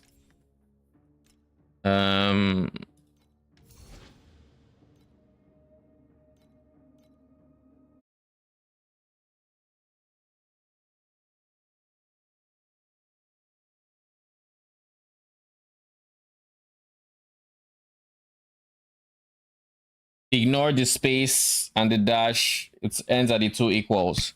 But that is the code for my strat. Is this good for 8 ones and 8 zeros? This is good for 8s. Yes, I made this for 8. Basically, in terms of priority, because I don't know how many points you have, prioritize beacon tree almost fully. You can maybe skip out on these 3 points, but you want to prioritize the beacon tree. Once you have the beacon tree, you want to prioritize the commodities tree. You can skip out on this one. Maybe you can always, I mean, when I say skip out, it means you can come back to it if you go down the line in terms of everything else you need. But prioritize these. Then you want to prioritize chance for war. Once you have your chance for war, you want to prioritize snow paper.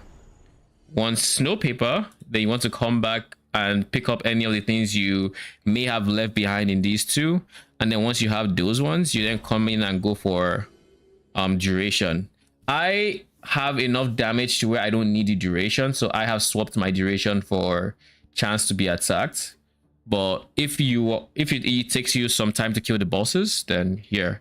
If you have killed the traveler, then you can use 2 compasses. I don't know why the compasses never saved. But you go for blue veteran and purple bosses. Can I edit my thing? I don't know that I can edit it. But anyways, you go for veteran and bosses, but not before you get your second traveler T8, so you can actually pick this one. If you can't pick this node from traveler T8, then you don't want to use compasses. And then with this strat, you are printing beacons. You're going to over sustain on beacons. I advise you run every beacon that is not Glacial Abyss, so you can sell your Glacial Abysses, because that is the most expensive beacon. You're going to over sustain on, you're going to print Netherrealm Resonance. They go for about 98, 99 for each stack, so really, really good there. You're going to print a whole bunch of snow paper, and these go for like 55, 54 for each stack. You're going to print, what else do we print? Beacons, like I said, Glacial Abyss. These go for 4 points, well, 3.9 right now, but they can go for up like 4 points plus.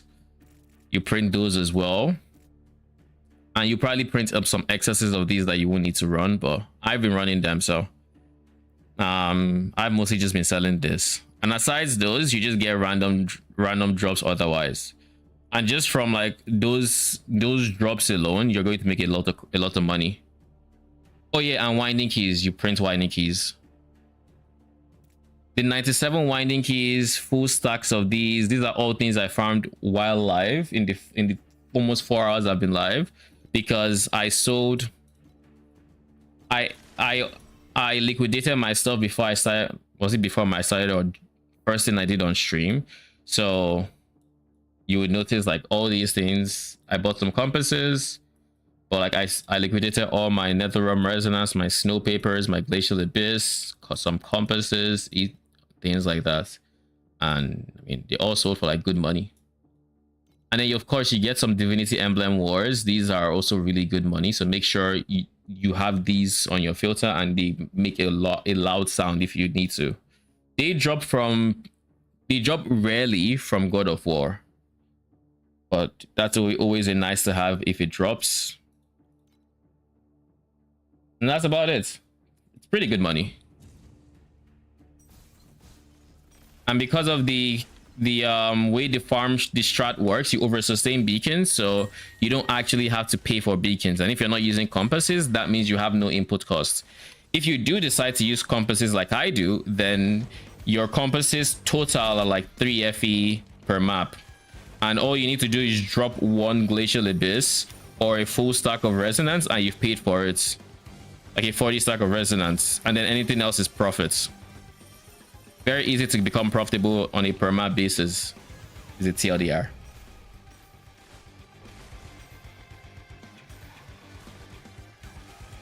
You are welcome.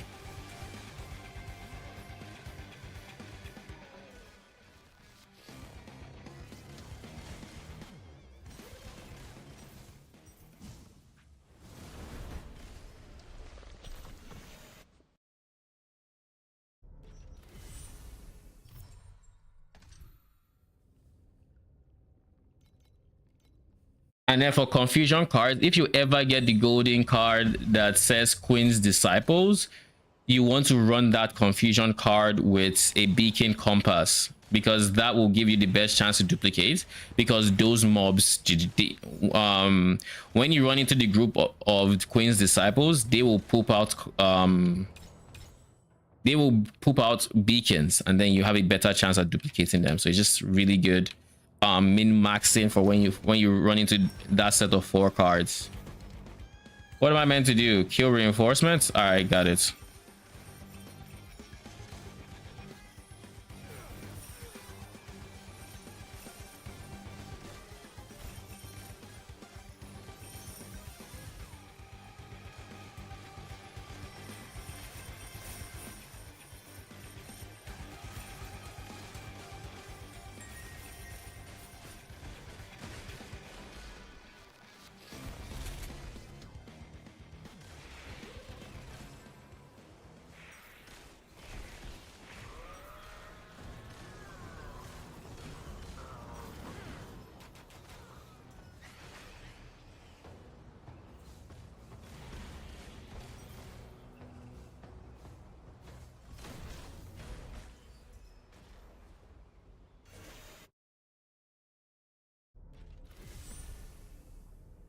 All right. How many compasses do we have left? Before we have 19 before we have to buy some more veteran compasses.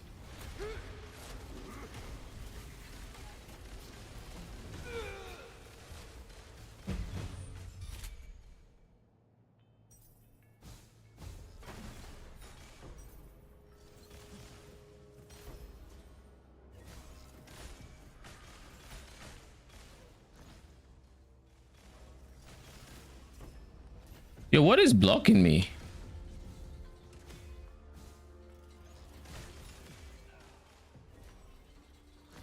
What's up, Dave?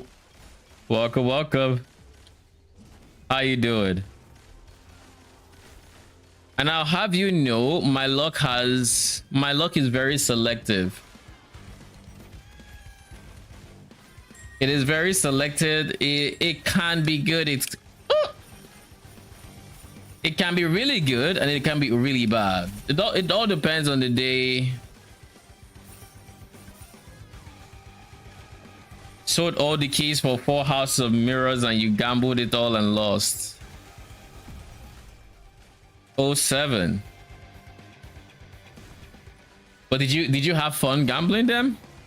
That is what matters. Oh god, this freaking worm. Fuck. Don't tell me it just literally destroyed everything. It should have at least edged you by going up before it went down, at least here and there.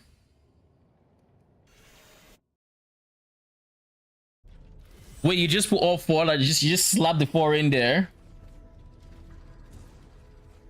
and then oh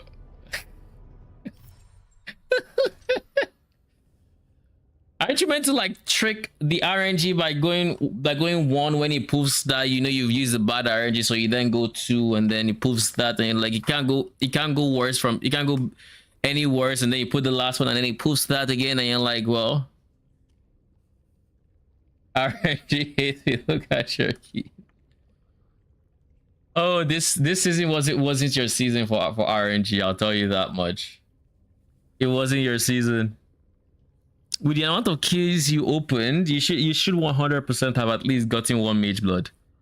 If the Reddit posts are to be trusted, you should have gotten a mage blood. Let me get water. BRB.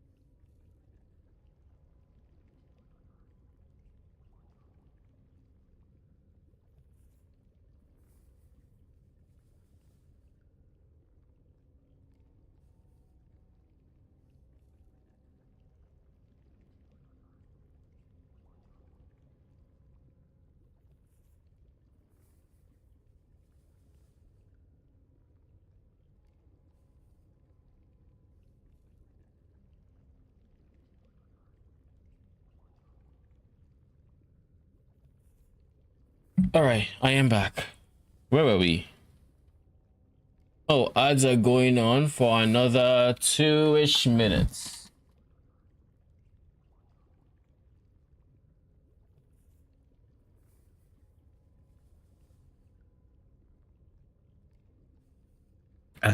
Jeez.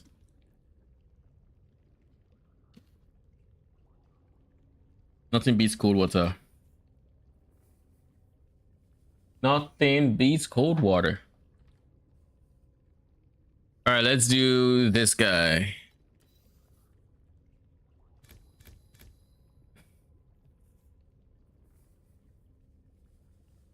This has adds ES to as life to magic and rare monsters. But I feel like when I take that note, I see ES bars on the bosses that I end up fighting. And I could be wrong. But that's what it looks like to me.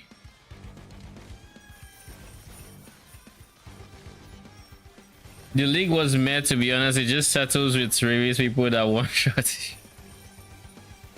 I mean, I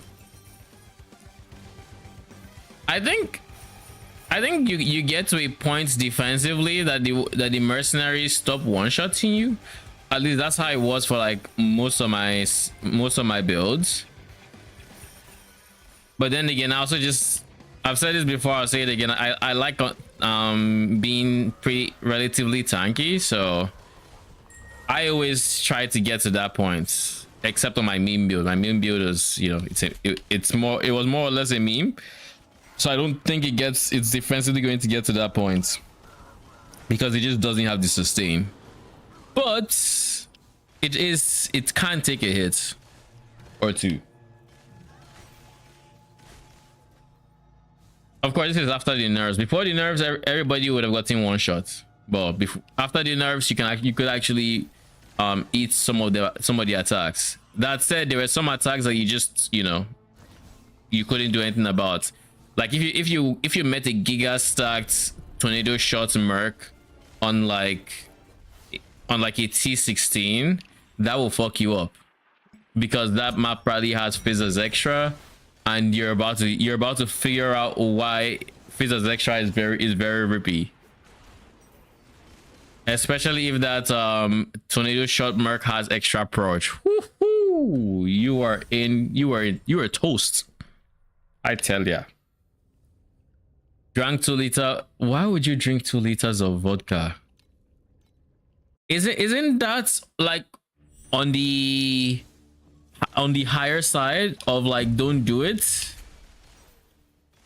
It's like if full bottle is what it's, to my knowledge at least, it's not a liter, right? It's like, okay, maybe it is, but isn't it like that just means that that's like 2 bottles or something, right? Which is a lot.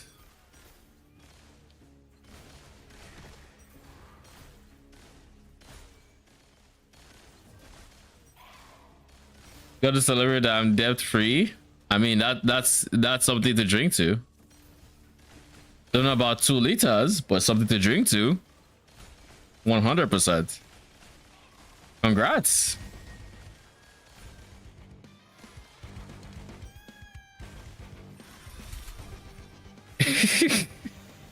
I don't think being able to walk should be, I mean, not being able to work is definitely cause for you to stop, but like I don't think being able to walk is necessarily the criteria for it to be fine, you know? Can't even type. Lol. Well, this is an 07 coming from all 3 of me that you can see, or you can't see. You know, all 3 of the motos on the screen, they're all saluting.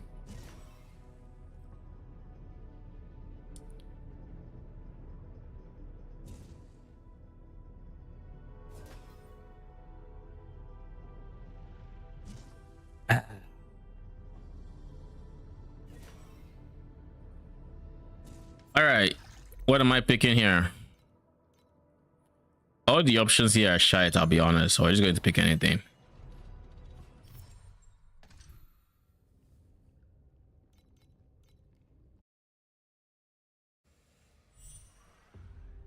I really want to get my ultimate mod on my weapon, but like it's been such a pain in the ass that I'm just like,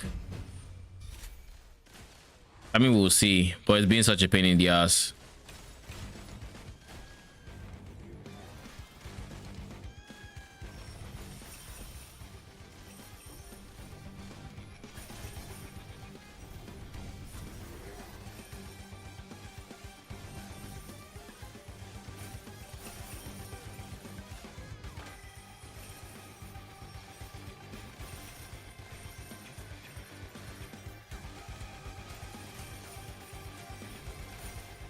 All right, we're level 10. We're just going to go ahead.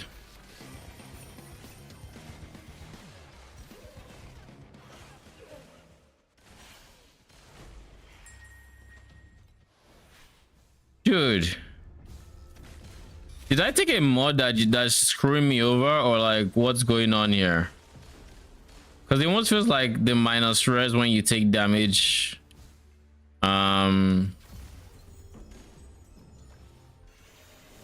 Modifier.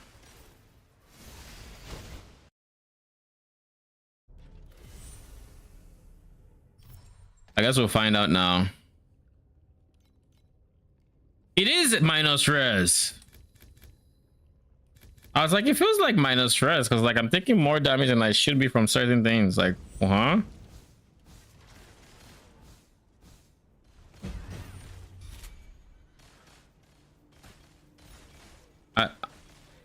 I can't even explain how it felt like it was just minus stress, but like how I was just getting killed by elemental shit was just like, these are things I feel like I'm used to taking, and they're no issues, but they're one-shotting me. And if they're one-shotting me, then there has to be something big, and it's not just more damage taken. Brother in Christ, really?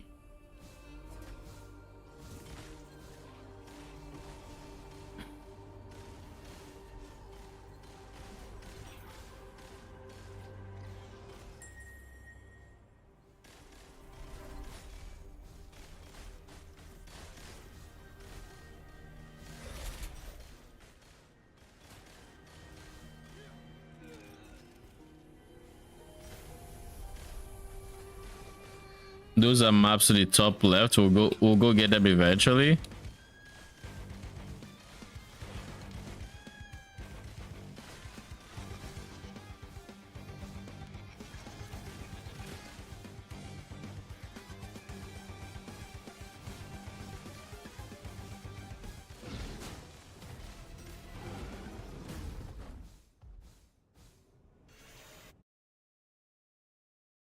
Oh, I'm quite tired, so I think this is where we're going to start considering ending stream. Let me see if I can liquidate some things and get my modifier before quite.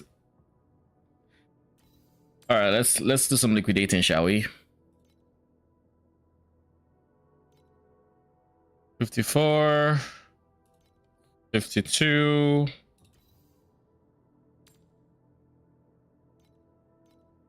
100, 840, going for 84. How much are fleetings now? They're going down in price. What about Eternals? They're going up in price as expected.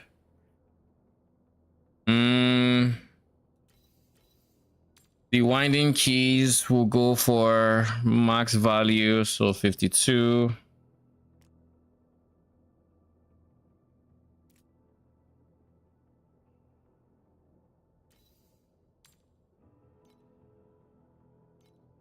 The ends can go.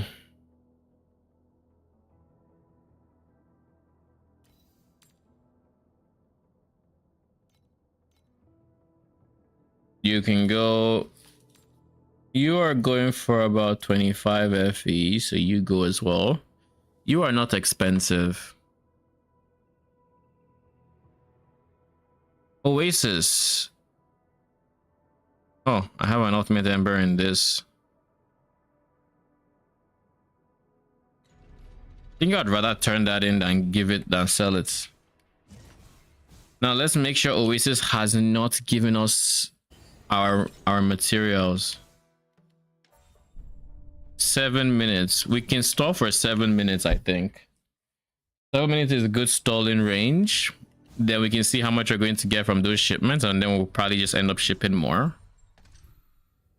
7 minutes should be 7 maps if, you know, we're fast, but realistically, it's going to end up being 5-ish maps if I really want to min-max efficiency.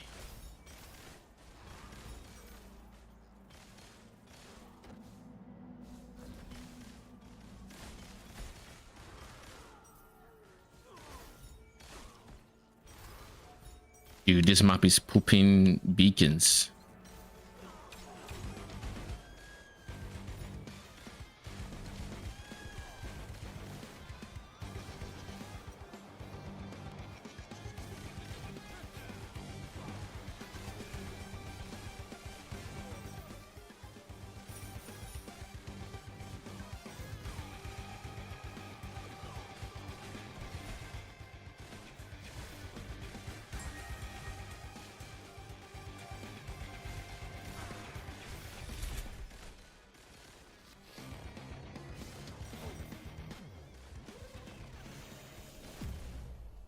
I didn't kill those guys at the end, but like I'm not about to go back for them, you know.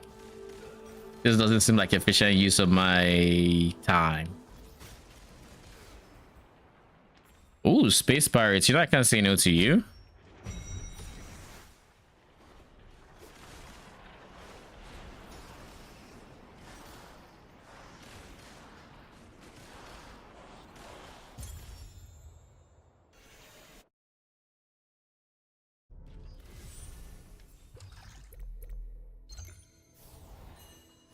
Oh, and he has the balls too? I mean, I don't think we're getting through those 5 maps. Holy. She got built up for like 70% life. I'll take it though. Jeez.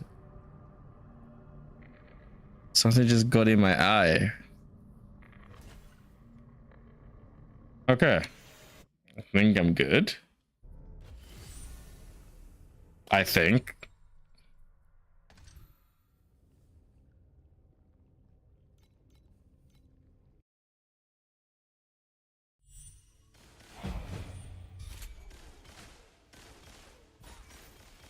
So there's 2 options for Oasis. Either we're going to just send enough to fulfill the shipments, in which case, I mean,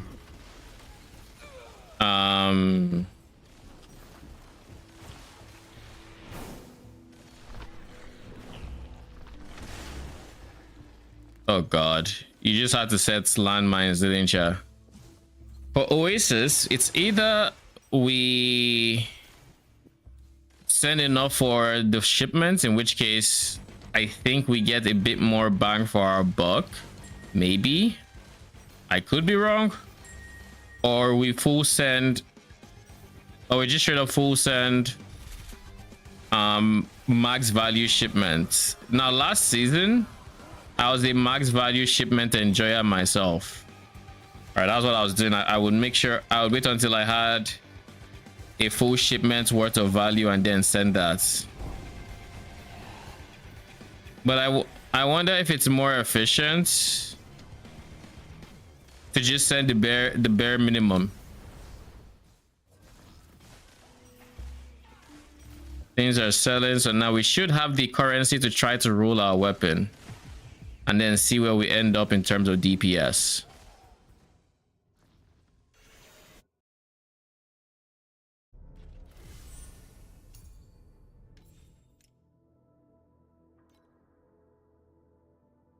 Okay, we're at 394. So let's just go quickly buy some precious embers. You're going for 36. 38.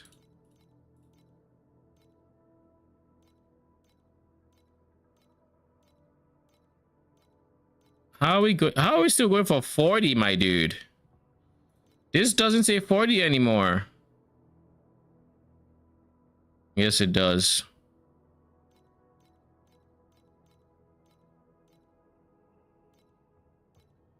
We'll find a good looking 40.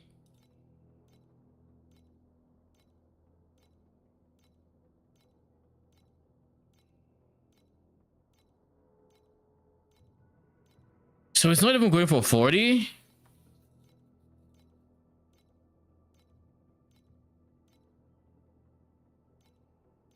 Jeez.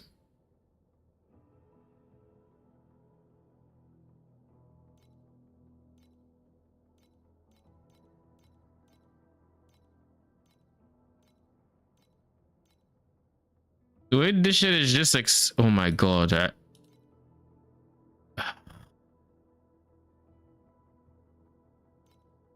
This is not gonna last for me to see that I don't have enough.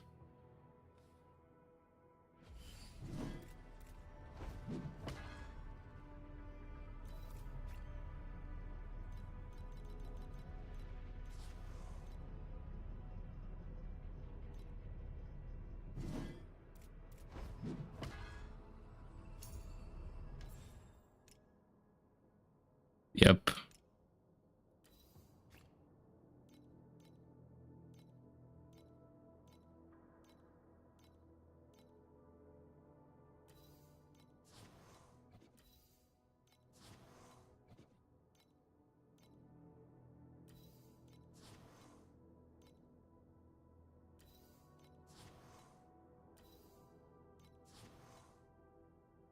Yeah. That's all the ultimate embers we're going to be buying. That should give us enough for, this is 8, so 4 tries. That said, we still need the raw FE to actually try. So we're gonna need some more things to liquidate, but in the meantime,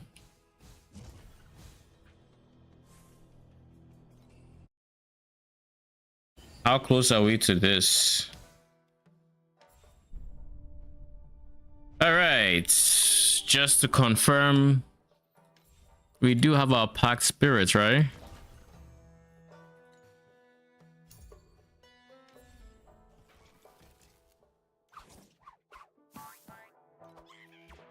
Yeah, okay.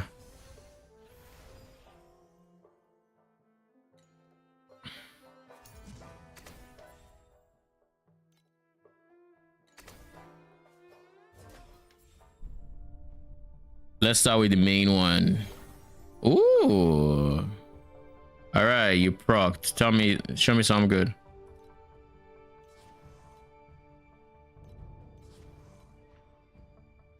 No way that's it.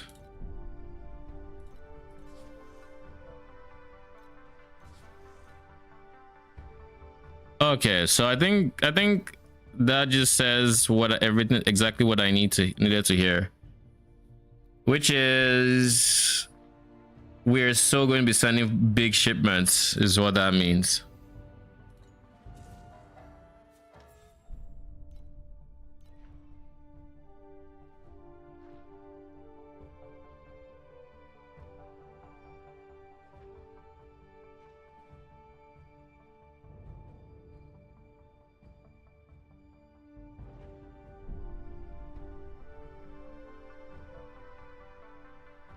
So what we're going to do here is we're going to send another we are very close to a full shipment though. Like very close.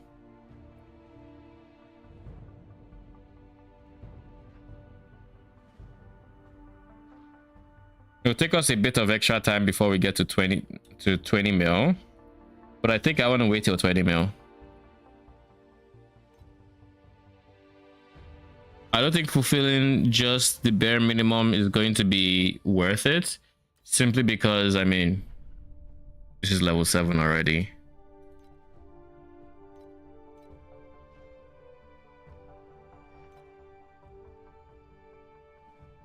I guess I could also start leveling up Utopia Island.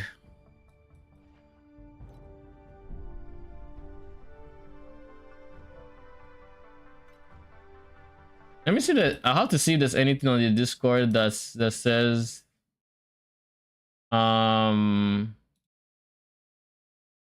if there's anything on Torchlight's Discord that talks about Oasis shipments. Let me just check.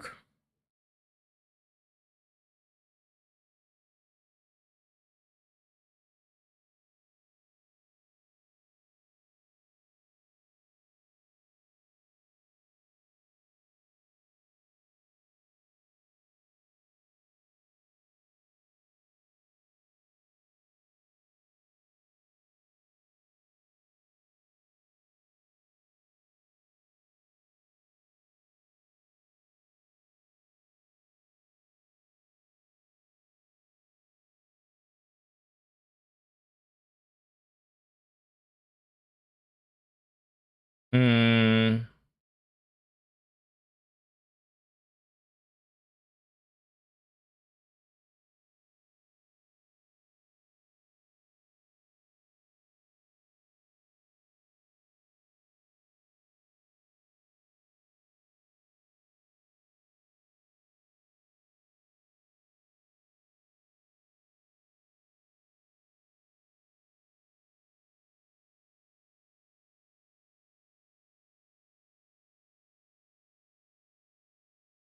Is Oasis a good, in general, a good farm?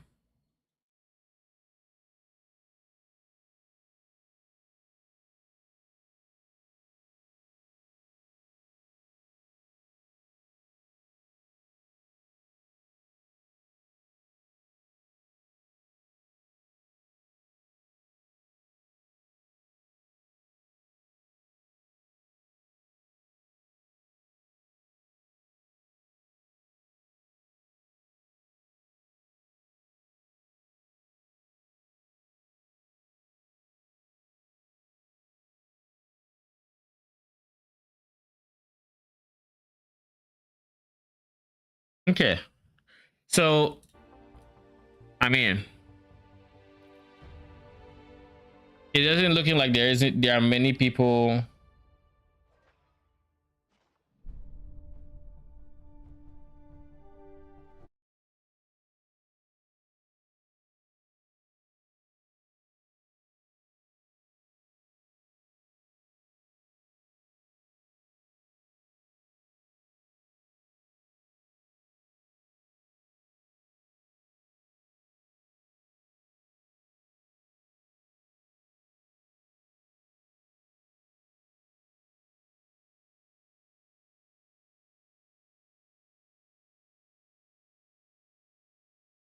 Yeah, I don't know. I will probably send a big shipment, and if I hit, I mean, you guys will see the results on Monday because I'll screenshot it and we'll do that. But before I do go off, because I'm done reading the Discord, I didn't find anything that seemed promising. We're going to click this twice because that's how much FE I have, and in those 2 times I feel like I'll hit multi-strike, but I'm going to hit something that I can use. So holy shit. Okay,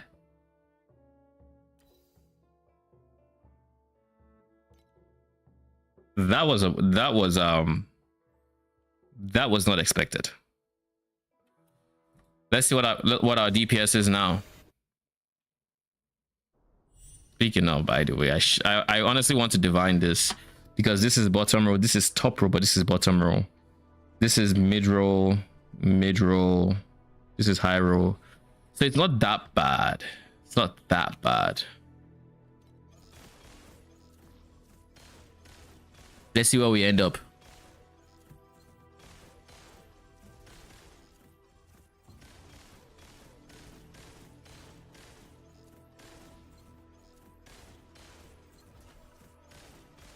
Are we really 30 mil DPS now?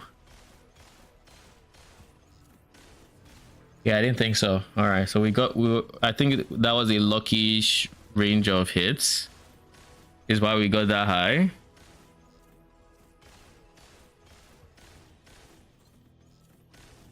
I'm trolling.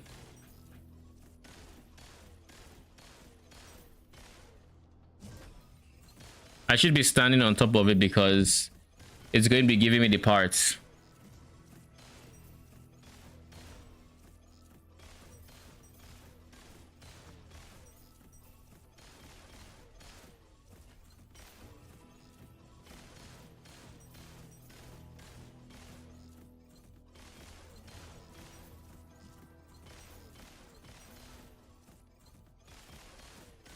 What the fuck, man?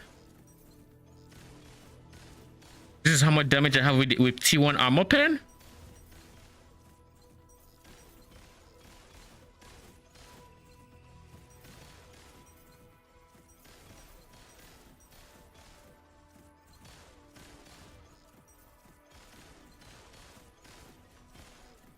Holy fucking shit.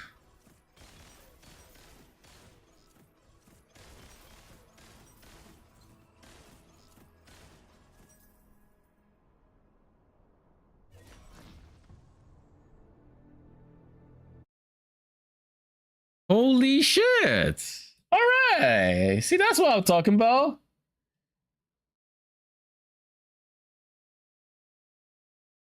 That's what I'm talking about. Let's go, let's go, let's go.